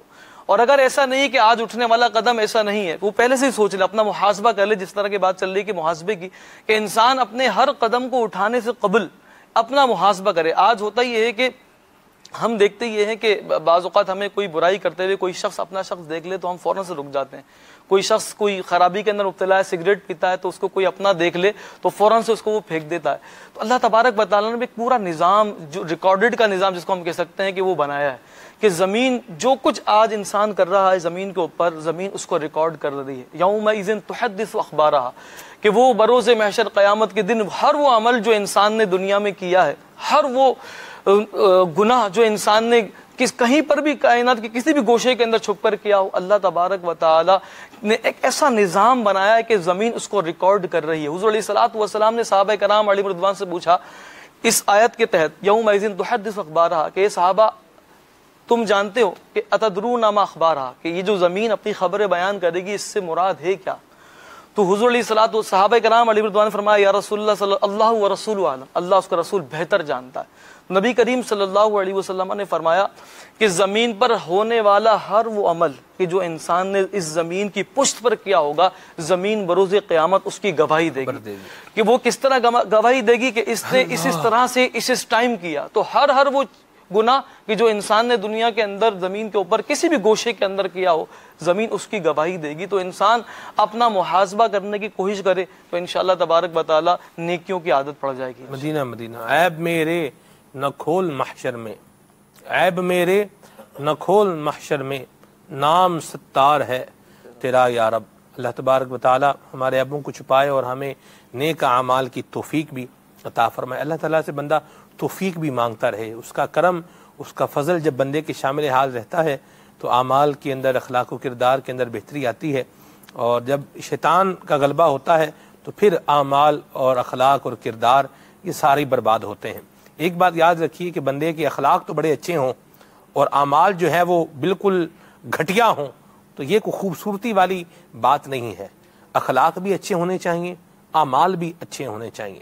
اخلاق بھی اچھے ہوں, اعمال بھی اچھے ہوں, عقائد اچھے نہ ہوں تو یہ تو بالکل ہی مطلب غلط بات ہے. اخلاق بھی اچھے, اعمال بھی اچھے اور عقائد بھی اچھے ہونے چاہیے. ٹھیک ہے, اللہ تبارک و تعالی ہمیں بدعقیدگی سے محفوظ فرمائے۔ خالد بھائی آج کے حصے کی آخری بات اور پھر انشاءاللہ ہم صلاۃ السلام پڑھتے ہیں۔ میں عرض کرنا چاہوں گا خاص طور پر ایک ملبہ جو نوجوانوں کے اوپر ڈالا جاتا ہے کہ آپ نے سب غلط کیا ہوا ہے، آپ لوگوں کو اپنے اخلاق اور کردار سنبھالنے چاہیے، سنوارنے چاہیے۔ تو نوجوانوں سے بھی عرض ہے کہ اس کو محسوس کریں کہ ہم نے اپنے کردار کو کیسا بنا رکھا ہے کہ بزرگوں سے کو ہم سے اکثر یہ شکایت ہے جی کہ آپ نے یہ نہیں کیا، آپ غلط کر رہے ہیں۔ بزرگوں کی تعظیم کیجیے۔ نبی محترم صلی اللہ تعالی علیہ وآلہ وسلم نے ارشاد فرمایا جو بزرگوں کی تعظیم نہ کرے وہ ہم میں سے نہیں ہے۔ اللہ اکبر۔ تو جو عمر میں بڑے ہیں ان کا بھی ادب احترام کریں، ان کے مرتبے کو ملحوظ خاطر رکھیں، اور جو بالخصوص اعمال میں بڑے ہیں ان کی تو صحبت بھی اختیار کریں اور ان سے سیکھنے کا بھی معاملہ براہ راست تیار بنا کے رکھیں۔ مدینہ آئیے مدنی چینل کے ناظرین، دعوت اسلامی کے مدنی ماحول سے وابستہ ہو جائیے، خود بھی اپنی اولاد کو اس مدنی ماحول سے وابستہ کریں اور اپنے بچوں کو اللہ رسول کا ذکر سنائیں، اپنے اندر بھی سدھار پیدا کریں۔ اپنے سے وابستہ افراد ہیں ان کے اندر بھی سدھار پیدا کرنے کی کوشش کریں، اور بہترین ذریعہ ہے دعوت اسلامی کے مدنی ماحول میں آ جائیں۔ آئیے صلاۃ السلام پڑھتے ہیں اس دعا کے ساتھ کہ مالک کریم ہمارے اعمال، ہمارے کردار، ہمارے اخلاق کو ستھرا فرمائے، اور جن اچھے عقائد پر ہم گامزن ہیں اور یقین کیے ہوئے ہیں مالک کریم ہمیں ان پر قائم بھی فرمائے، دائم بھی فرمائے۔ اور عقائد میں اگر خرابی ہے تو اس کو بھی جو ہے وہ دور ہونا چاہیے، دور کر لینا چاہیے۔ قبر میں آنا ہے تو پیارے آقا صلی اللہ علیہ وسلم نے جلوہ دکھانا ہے، اور کل قیامت میں بھی جو شفاعت کرنی ہے یہ حضور نہیں کرنی ہے۔ تو میرے اخلاق، میرے کردار، میرے عقائد یہ سب ستھرے اور پاکیزہ ہونے چاہیے۔ اللہ تبارک تعالیٰ توفیق عطا فرمائے۔ آئیے صلاۃ السلام پڑھتے ہیں صلو علی الحبیب صلی اللہ تعالی علی محمد۔ تاجدار حرم اے شہنشاہ دی، تم پہ ہر دم کروڑوں درود و سلام ہو، نگاہ کرم ہم پہ سلطان دی ہو، نگاہ کرم ہم پہ سلطان دی، تم پہ ہر دم کروڑا درود و سلام، دور رہ نہ دم ٹوٹ جائے کہیں، دور رہ نہ دم ٹوٹ جائے کہیں، کاش شیبہ میں میرے ماہ مبین دفن ہونے کو مل جائے تو غز زمین دفن ہونے کو مل جائے تو غز زمین، تم پہ ہر دم کروڑوں درود و سلام، کوئی حسن عمل پاس میرے نہیں، کوئی حسن عمل پاس میرے نہیں، کوئی حسن عمل پاس میرے نہیں،